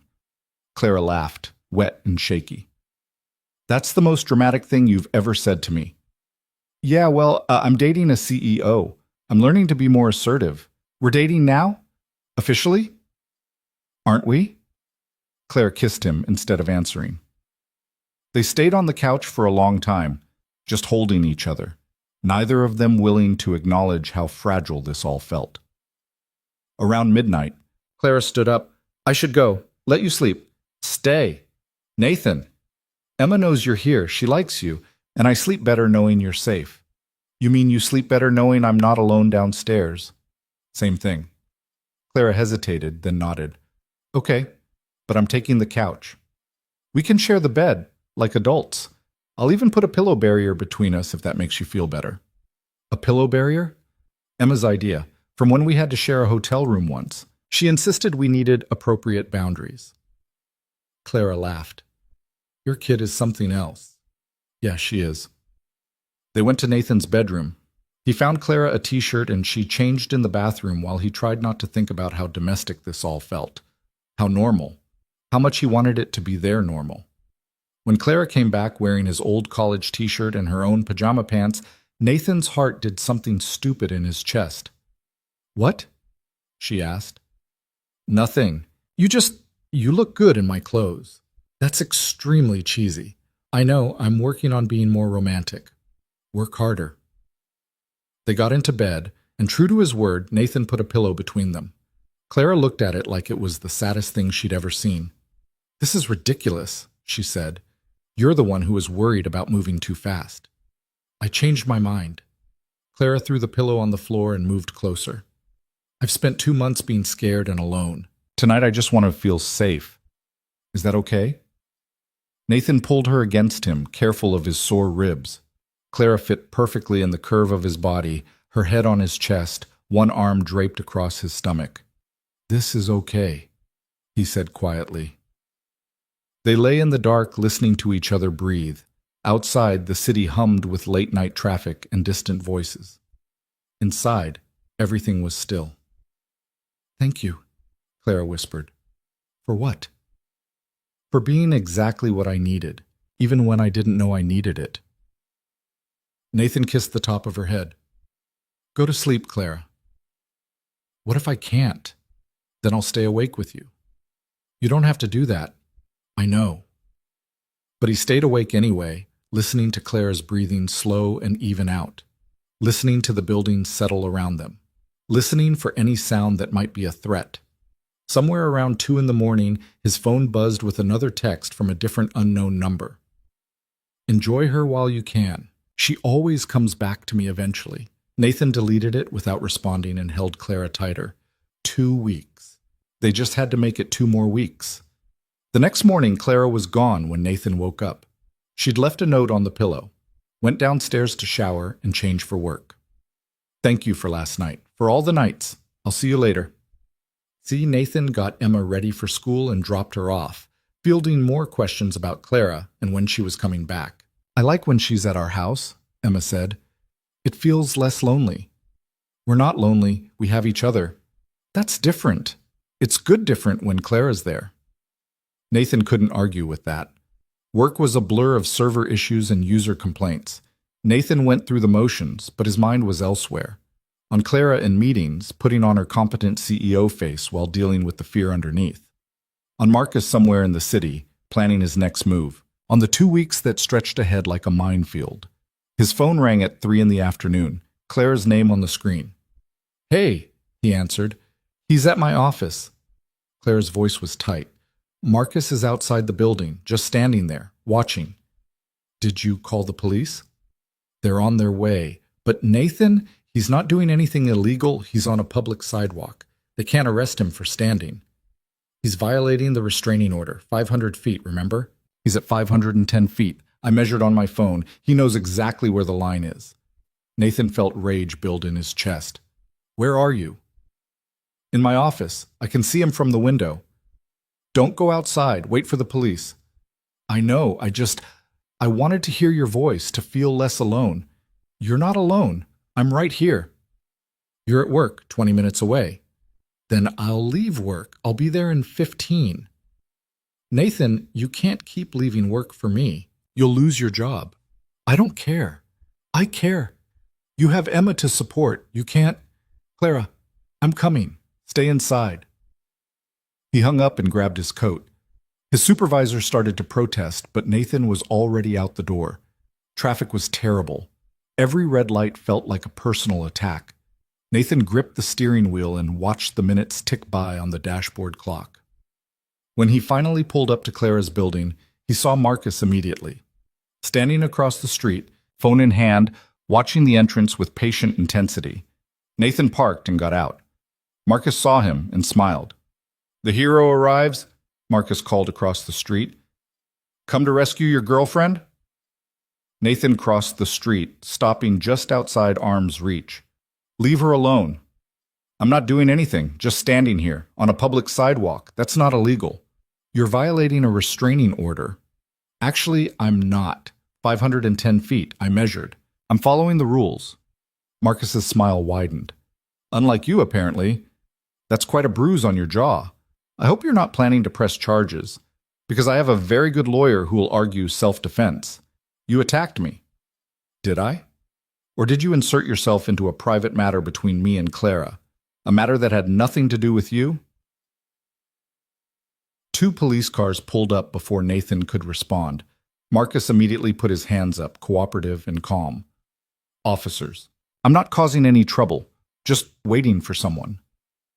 One of the officers checked the restraining order on his tablet, measured the distance with an app, looked at Marcus with barely concealed frustration. You're technically in compliance, the officer said, but you need to move on. Loitering with intent to intimidate is still harassment. I'm not intimidating anyone. I'm standing on a sidewalk. Sir, it's fine. Clara's voice cut across the sidewalk. She was standing in the building entrance, her assistant hovering nervously behind her. Let him stand there. Let everyone see what kind of person he is. She pulled out her phone and took a photo of Marcus on the sidewalk, then another, then a video. What are you doing? Marcus asked. Documenting, since that's what everyone keeps telling me to do. Smile for the camera, Marcus. Let's show the judge exactly how you're technically following the restraining order while violating the spirit of it. Marcus's confident expression faltered. Clara kept recording, narrating for the video. This is Marcus Torrance. It's 3:15 on a Thursday afternoon. He's standing outside my workplace, 500 feet away as measured, watching my building. This is the 4th time this week he's done this. The police have been called. He's done nothing technically illegal, but he's making sure I know he's watching, that I'm never safe, that he can find me wherever I go. Clara, stop. Why? You wanted to talk, right? That's what you always say. So let's talk. Let's tell everyone watching this video about the time you went through my phone while I was sleeping, or the time you showed up at my parents' house uninvited, or the time you told me I was worthless without you. I never said that. You said it was my fault you couldn't trust me. That if I hadn't given you reasons to be jealous, you wouldn't have to check my location constantly. That if I really loved you, I'd understand why you needed to know where I was every second of every day. Marcus's face went red. You're twisting everything. Am I? Because I have texts, voicemails, emails, all of it saved, all of it showing exactly who you are. The police officers looked between them uncomfortably. Nathan stayed silent, letting Clara have this moment, letting her take back some of the power Marcus had stolen. You need to leave, sir, one of the officers finally said to Marcus. Now, or we'll find a reason to arrest you. Marcus looked at Clara, at Nathan, at the phone still recording. Something in his face shifted, rage giving way to calculation. This isn't over, he said quietly. Yes, it is, Clara replied. You just haven't accepted it yet. Marcus walked away, disappearing around the corner. The police waited until he was out of sight before approaching Clara. That was brave, one of them said, and stupid. Don't antagonize him. It'll only make things worse. How much worse can it get? Clara asked. He's already made my life hell. At least this way, I'm fighting back. After the police left, Nathan pulled Clara into a hug. She was shaking, adrenaline draining away and leaving exhaustion in its wake. That was, Nathan started. Stupid. I know. The officer said so. I was going to say impressive. Clara laughed into his chest. I'm so tired of being scared. I just wanted, to feel like I had some control. You do have control. You're the one who decides how this ends. Am I? Because it feels like Marcus is the one making all the choices. I'm just reacting. Nathan pulled back to look at her. You chose to leave him. You chose to file reports. You chose to stand up to him just now. Those are all choices. They all matter. Clara nodded, but Nathan could see the doubt in her eyes. The weight of 2 months of fear and harassment pressing down on her. Come on, he said. I'm taking you home. I have work. Work can wait. You need a break. I can't just leave. I'm the CEO. I have responsibilities. And you're also a person who just confronted her abuser on a public street. Give yourself permission to not be okay for 5 minutes. Clara looked like she might argue. Then she deflated. Okay, 5 minutes. They went back to the building and up to Nathan's apartment. Emma wouldn't be home for another 3 hours, and the silence felt strange and heavy. Clara sat on the couch and put her head in her hands.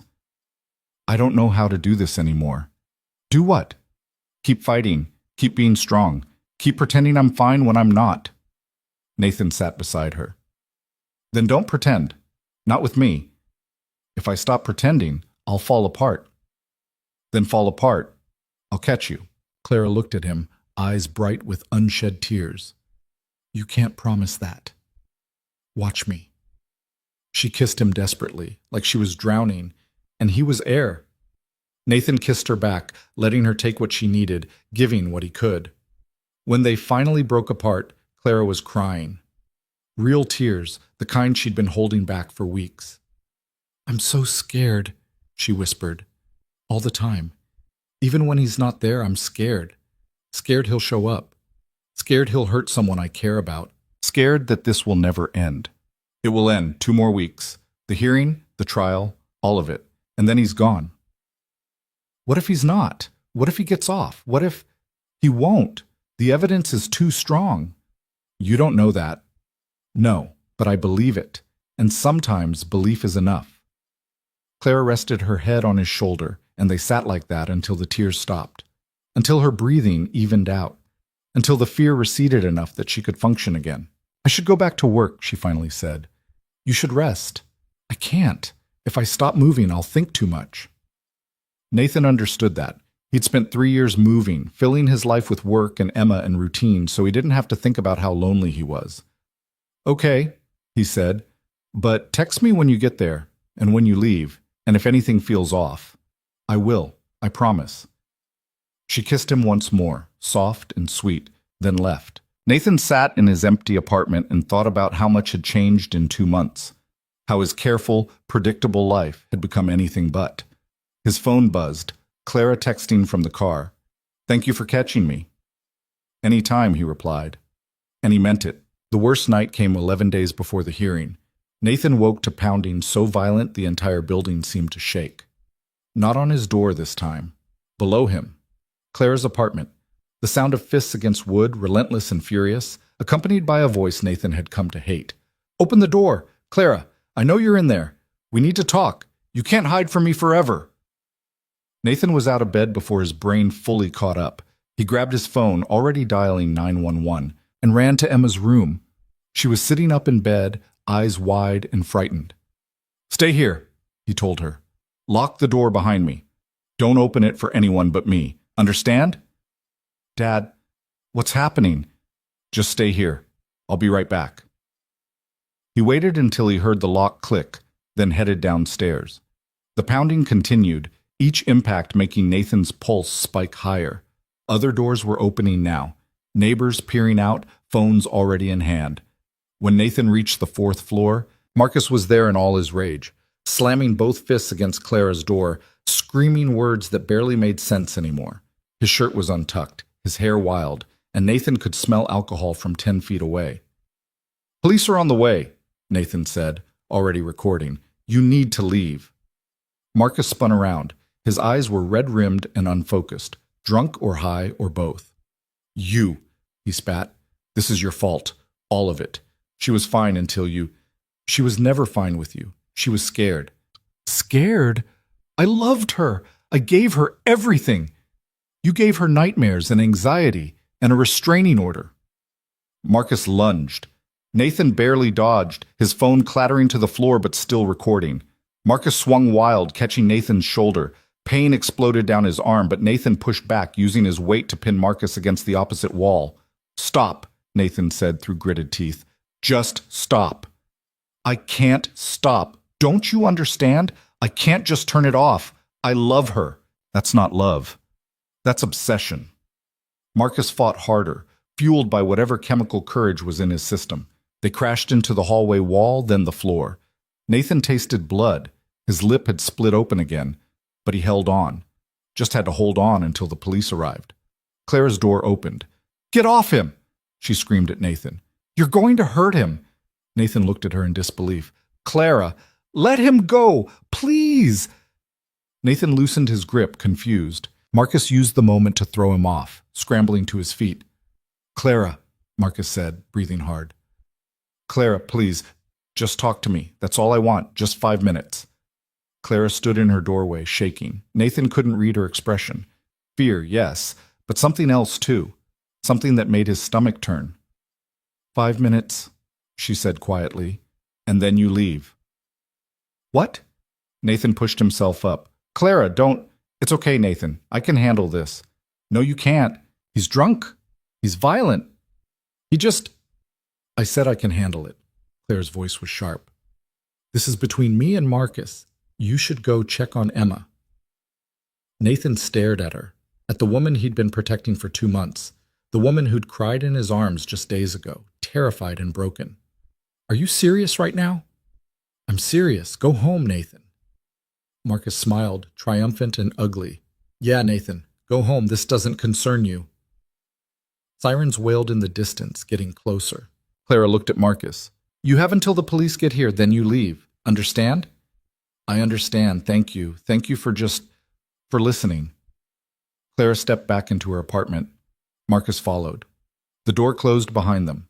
Nathan stood in the hallway, bleeding and confused and feeling like the world had just tilted sideways. The other neighbors were staring at him with pity and confusion. He picked up his phone from where it had fallen. Still recording. He stopped it and stood there for a long moment, trying to process what had just happened. Then he went back upstairs. Emma was waiting by the door, anxious. "Is everything okay?" "Yeah, sweetheart, everything's fine. Go back to bed." "You're bleeding again." "I know, I'll clean it up. Go on." After Emma was settled, though not sleeping, Nathan could tell. He sat on his couch and stared at his phone, at the video he'd just recorded. Marcus attacking him. Clara telling him to let Marcus go. Clara inviting Marcus inside. What the hell was she thinking? His phone buzzed. A text from Clara. I'm sorry. I had to. Had to what? Let your abuser into your apartment? I needed to talk to him, to end this for real. That's not how this works. You don't negotiate with someone who's been terrorizing you for months. You don't understand. Then explain it to me. No response. Nathan waited. The police must have arrived by now. He could hear voices below, muffled through the floor, footsteps in the hallway, doors opening and closing. 20 minutes passed, then 30. Finally, a knock on his door. Nathan opened it to find 2 police officers, the same ones who'd responded the night Marcus was arrested. Mr. Cole, can we come in? What happened? Is Clara okay? Miss Bennett is fine. She asked us to check on you, said there was an altercation. Nathan let them in, gave his statement, showed them the video. The officers exchanged glances.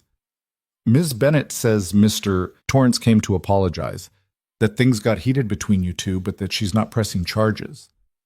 Nathan's jaw dropped. She's not. He violated a restraining order. He assaulted me. You have it on video.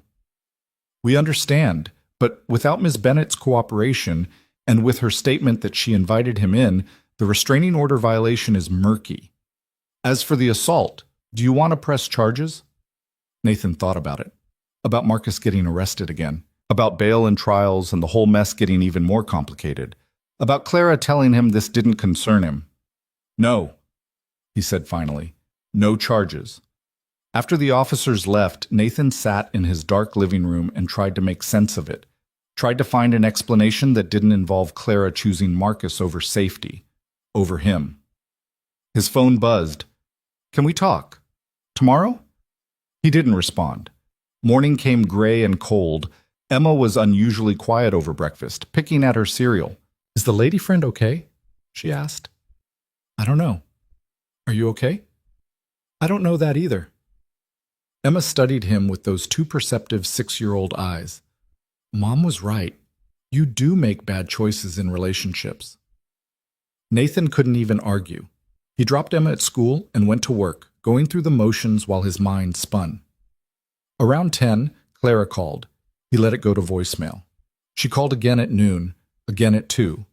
Finally, at 4, she texted. I know you're angry.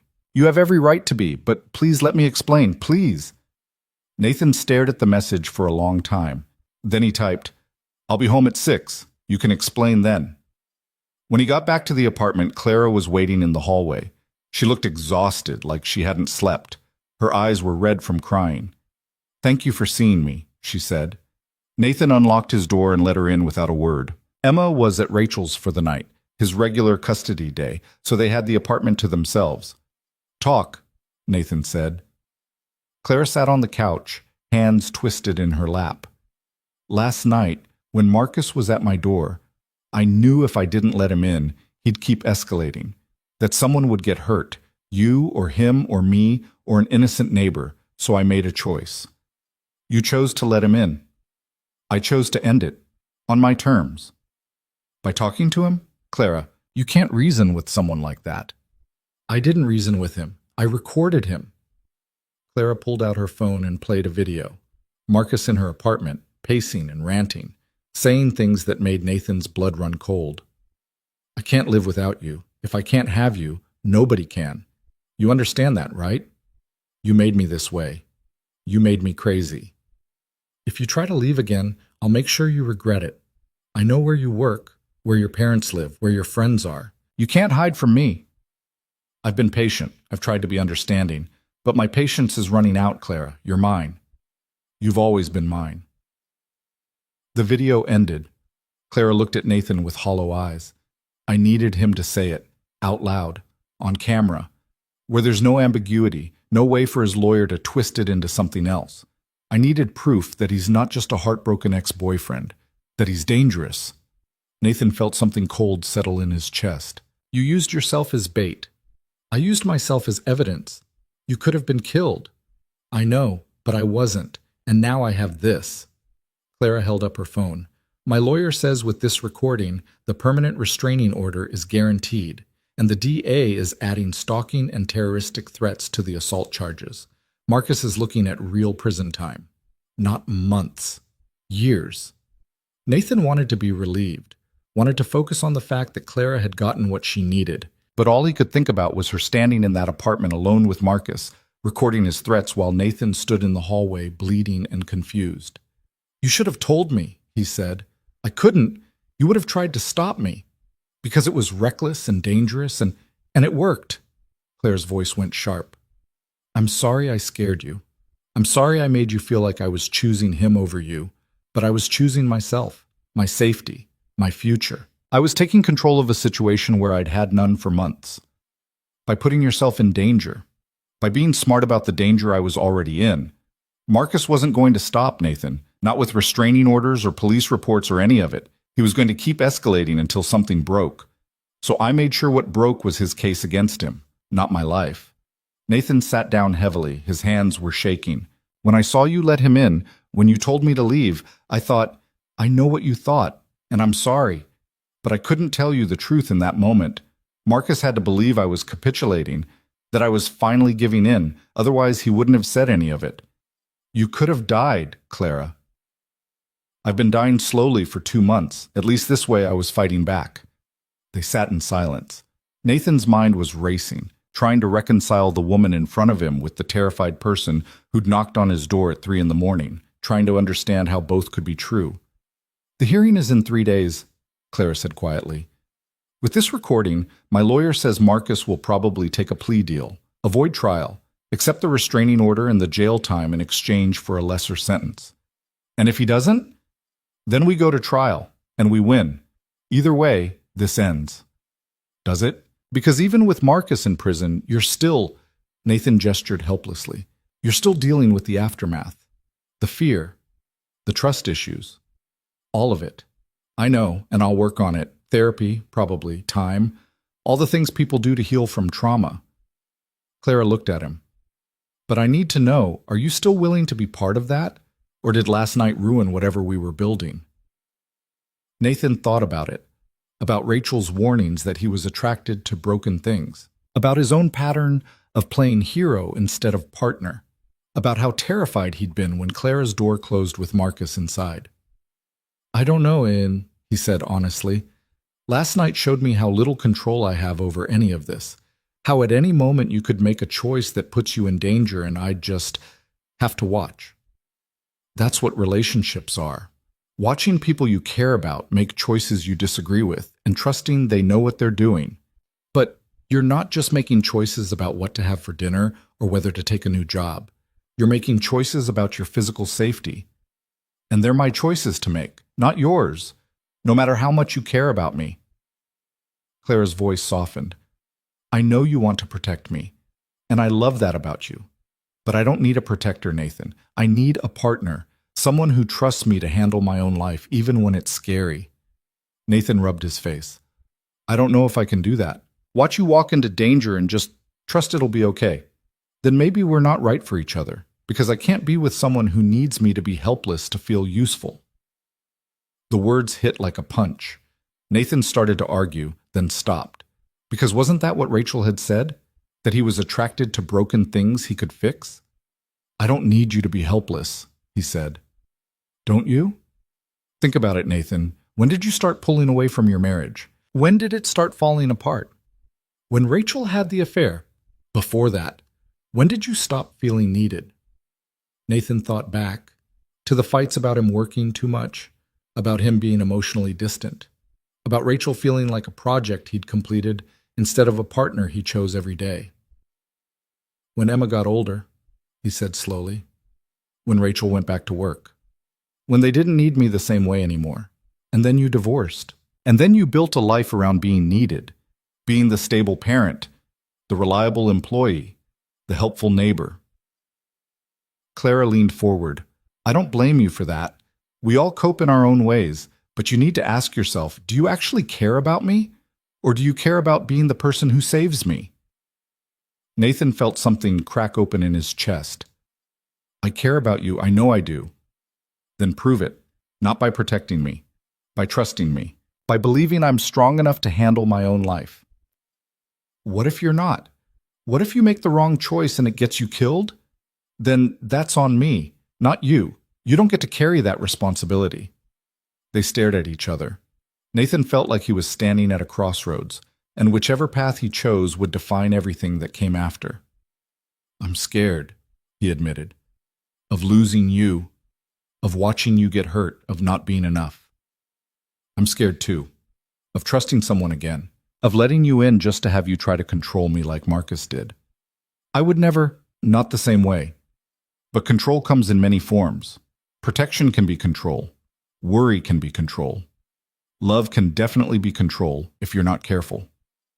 Nathan thought about Marcus's words on the video. You're mine. You've always been mine.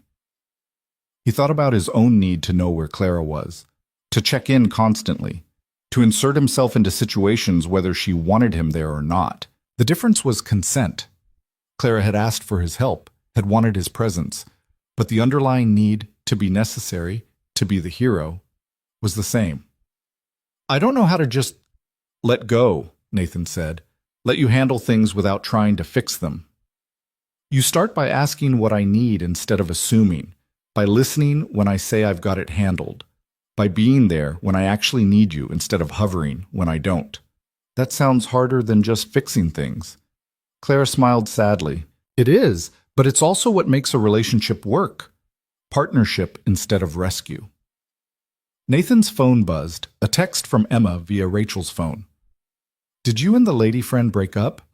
Mom says you probably did. I hope you didn't. I really like her. He showed Clara the text. She laughed, wet and shaky. Smart kid. Too smart. What are you going to tell her? I don't know. What is happening with us? Clara stood up. I think we need some space to figure out what we actually want from each other. Not what we need, but what we want. Space meaning what? We don't talk? Space meaning we don't default to our usual patterns. You don't automatically try to fix my problems. I don't automatically lean on you for safety. We just exist separately for a bit. See what's left when the crisis is over. Nathan hated the idea, but he also knew she was right. How long? Until after the hearing. Until Marcus is dealt with and I can think clearly again. Then we can figure out if this is real or just trauma bonding. It's real, Nathan said. At least for me. I hope so, but hoping isn't enough. We need to know. Clara kissed him once, soft and final. Then she left. Nathan sat in his empty apartment and felt the absence like a physical thing. The next 3 days were strange. Nathan saw Clara in passing, in the parking garage, in the elevator once, but they didn't talk beyond polite nods. He wanted to text her, to check in, to make sure she was okay, but every time he picked up his phone, he remembered her words. Ask what I need instead of assuming. So he didn't text, didn't call, didn't knock on her door at night to make sure she was safe. It was the hardest thing he'd done in months. Emma noticed immediately. You're sad again. Did you and Clara break up? We're taking a break. Why? Because sometimes people need space to figure things out. That's dumb. You like her. She likes you. What else is there to figure out? It's more complicated than that, sweetheart. Everything's complicated with adults, Emma said, echoing her earlier frustration. You make simple things hard on purpose. Maybe she was right. The hearing came on a gray Tuesday morning. Nathan didn't go. Clara hadn't asked him to, and he was trying to respect boundaries. Instead, he went to work and checked his phone every 5 minutes. At 11, Clara texted, It's done. Marcus accepted a plea deal. 2 years in prison, permanent restraining order, mandatory counseling. He's going away. Nathan stared at the message. 2 years. It seemed like both too much and not enough. How do you feel? He replied. Relieved, exhausted, free. A pause, then. Scared of what comes next. What does come next? I don't know. That's what scares me. Nathan wanted to offer answers, solutions, a plan to move forward, but he was learning slowly, painfully, that Clara didn't need him to have the answers. You'll figure it out, he sent instead. You're good at that. Thank you for everything. Even when I pushed you away. Anytime. That night, Nathan got a call from Gerald, the landlord. Mr. Cole, I wanted to inform you that Ms. Bennett has given notice. She's moving out at the end of the month. Nathan's stomach dropped. She's leaving? Yes. She said she needs a fresh start. Somewhere without... Gerald cleared his throat awkwardly. Without reminders. After he hung up, Nathan sat very still. Clara was leaving, moving out of the building, out of his daily life. He'd known it was a possibility, had even thought it might be for the best, but knowing and feeling were different things. His phone buzzed. Clara, I assume Gerald called you. Yeah. I'm sorry for not telling you myself. I only decided today. It's okay. You need to do what's right for you. Do you think we could talk? Before I go? Of course. When? Tomorrow? After I finish work, I could come up around 7. I'll be here. Nathan spent the next day anxious and distracted. Emma was with Rachel for the week, which meant the apartment was quiet and lonely. He cleaned compulsively, trying to give his hands something to do while his mind raced. Clara knocked at 7 exactly. She looked different, lighter somehow, like a weight had lifted. Her hair was down, and she wore jeans and a sweater instead of her usual work clothes. Casual, relaxed. Hi, she said. Hi, come in. They sat at the kitchen table like they had that first night. Nathan made coffee, still terrible, and they both pretended to drink it. I'm moving to a loft downtown, Clara said. Closer to work. Better security. A doorman who actually pays attention. That sounds good. It is good. It's what I need right now. A place that's completely mine. No history, no fear. I understand. Clara set down her mug. I've been thinking a lot about what I said, about space and figuring things out. And I realized something. What? That I don't want to figure it out alone. I want to figure it out with you. Nathan's breath caught. Clara, I'm not saying I'm ready for a relationship, not a traditional one anyway. I still need time to heal, to work through everything that happened, but I don't want to lose you while I do that. What are you saying? I'm saying, can we try being friends? Real friends. Not friends who kiss sometimes or friends defined by crisis. Just two people who care about each other and want to be in each other's lives. Nathan thought about it, about his pattern of needing to be needed, about Clara's need to stand on her own. I'd like that, he said. But I need to be honest. I still have feelings for you, feelings that aren't going to just disappear because we're calling ourselves friends. I have feelings for you too, but I need to figure out which feelings are real and which ones are just gratitude, trauma, the safety you represented when I needed it most. That's fair? So we take it slow, we spend time together, we get to know each other outside of crisis mode, and we see what happens. No expectations? No expectations, just possibility. Nathan held out his hand. Clara took it, and they shook like they were sealing a business deal. Then they both laughed at the absurdity. This is weird, Clara said. Yeah, but good weird? Good weird. They spent the evening talking about normal things. Clara's new apartment, Nathan's upcoming performance review at work, Emma's latest dinosaur obsession, the kind of conversation two people have when they're getting to know each other for the first time. Around 10, Clara stood to leave. Thank you, she said, for understanding, for not making this harder than it needs to be. Thank you for being honest about what you need. At the door, Clara hesitated. Can I ask you something? Sure. What made you open the door that first night? When I knocked at 3 a.m, you didn't know me. You had every reason to turn me away. Nathan thought back to that moment, standing in his dark apartment, looking through the peephole at a stranger who needed help. Because someone needed to, he said. And I was tired of being the kind of person who looked away. Clara smiled. I'm glad you opened the door. Me too. She left, and Nathan stood in his apartment feeling something he hadn't felt in a long time. Not relief exactly. Not happiness. Something quieter. Something like hope. The next 3 weeks passed quickly. Clara moved into her new loft, and Nathan helped carry boxes. Emma came along, narrating the entire process and declaring Clara's new place way cooler than ours, Dad. They fell into a routine, Coffee on Saturdays while Emma was at her art class. Occasional dinners when their schedules aligned. Texts about random things, funny work stories, articles they'd read, complaints about traffic. It felt normal, easy, like they'd been friends for years instead of months. Nathan noticed himself changing, catching his protective instincts before they kicked in, asking Clara what she needed instead of assuming, listening when she said she had things handled. It was harder than he'd expected, but also freeing, like he'd been holding his breath for 3 years and was finally learning to exhale. One Saturday morning, 6 weeks after Clara moved out, Nathan's doorbell rang. He opened it to find Clara standing there with coffee and pastries. "Emma told me you like the chocolate croissants from that bakery on 5th, she said. "So I brought breakfast." Tamandikam. Emma appeared from her bedroom, hair wild from sleep. "Clara, did you bring dinosaur cookies?" "I brought regular cookies, but I can pretend they're dinosaur-shaped if that helps." "It helps a little."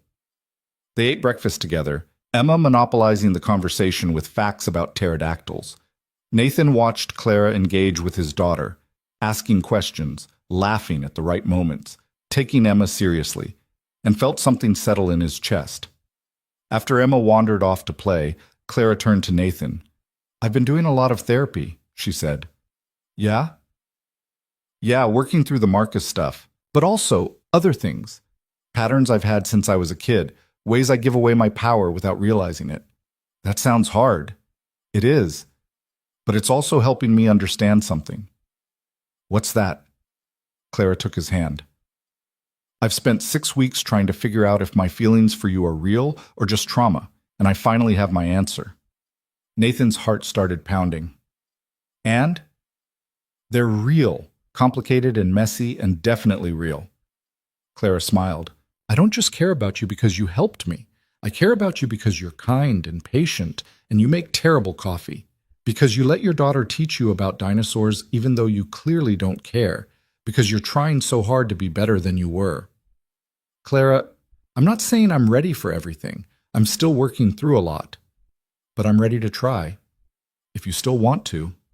Nathan pulled her close, careful and deliberate.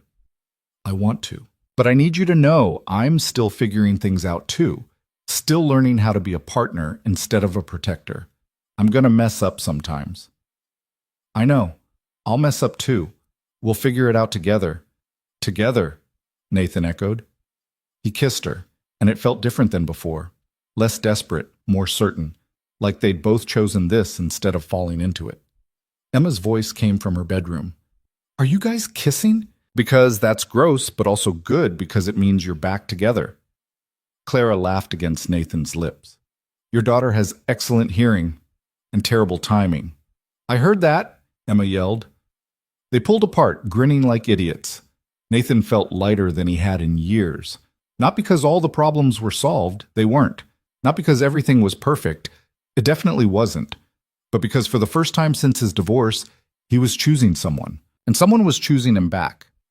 Not because either of them needed to be saved, but because they wanted to build something together. 6 months later, Nathan stood in Clara's loft helping her hang pictures. Emma was on the floor building an elaborate dinosaur habitat out of couch cushions. "A little to the left," Clara directed. "No, too much. Back to the right." "You're terrible at this," Nathan said. "And yet you keep helping anyway." "That's because I'm a good boyfriend." "The best boyfriend," Clara corrected. Emma looked up from her cushioned fort. "Can we get pizza for dinner? Clara's fancy adult food is boring." "My fancy adult food is called a salad, Emma." "Exactly. Boring." Clara laughed and conceded to pizza. While Nathan called in the order, she sat on the couch and watched Emma explain the complex social hierarchy of her dinosaur world. "You're good with her," Nathan said after he hung up. "She makes it easy. She's a great kid. She likes you, asked me last week if you were going to be her stepmom someday." Clara's eyes widened. "What did you tell her?" "That we're taking things one day at a time, but that I hoped so." "Nathan Cole, was that a proposal?" "Not yet, but someday, if you want." Clara pulled him down onto the couch. "Ask me again in a year." "Deal." They sat together, Emma's narration providing background noise, and Nathan thought about how far they'd both come. From that first desperate knock at 3 in the morning to this quiet Saturday evening. From fear and crisis to something that felt like home. It hadn't been easy. There'd been setbacks and arguments and moments where Nathan had to physically stop himself from falling into old patterns. Moments where Clara had to remind him that she was capable of handling her own life. But they'd made it work. One difficult conversation at a time. One choice at a time. One day at a time. The pizza arrived and they ate on the floor with Emma, who declared it the best meal they'd ever had. After dinner, they watched a nature documentary about dinosaurs, Emma's choice, and she fell asleep between them before it ended. Nathan carried his daughter to Clara's guest room, which they'd set up with a bed and some of Emma's things for nights like this. When he came back, Clara was cleaning up pizza boxes. "Leave it," Nathan said. "Come here." Clara came and he pulled her close, swaying slightly to music that wasn't playing. "What are we doing?" she asked. "Dancing, or trying to." "There's no music. Use your imagination." Clara laughed and rested her head on his chest. They moved slowly around the living room, clumsy and imperfect. "I love you," Nathan said quietly. Clara pulled back to look at him. "I love you too, even though you have terrible rhythm. I have excellent rhythm, you're just hard to lead. Maybe I don't want to be led. Then lead me." So she did. Clara took the lead and Nathan followed, and they danced in her loft under the soft glow of lamps, building something new together. Something that wasn't about rescue or need or crisis. Something that was just about choice. And that, Nathan thought, was worth every difficult moment it had taken to get here. The documentary ended and the apartment fell quiet except for their breathing and the distant sounds of the city. Nathan held Clara and thought about all the ways life could surprise you. How opening a door at 3 in the morning could change everything. How sometimes the scariest moments led to the best things. How being needed and being wanted weren't the same thing, but both could be gifts if you let them. Emma stirred in the guest room, mumbling something about velociraptors. Clara smiled against Nathan's chest. "We should probably get some sleep," she said. "Probably." But they stayed there a little longer, swaying in the quiet, building their new normal one moment at a time. And when they finally went to bed, Clara's bed, together, both of them choosing it, Nathan fell asleep thinking about the future for the first time in years. Not with fear or anxiety or the weight of responsibility, but with something simpler. Hope. The kind of hope that came from knowing that whatever came next, they'd face it together. Not because either of them needed saving, but because they'd chosen each other, imperfections and all, and decided that was enough. More than enough. It was everything part.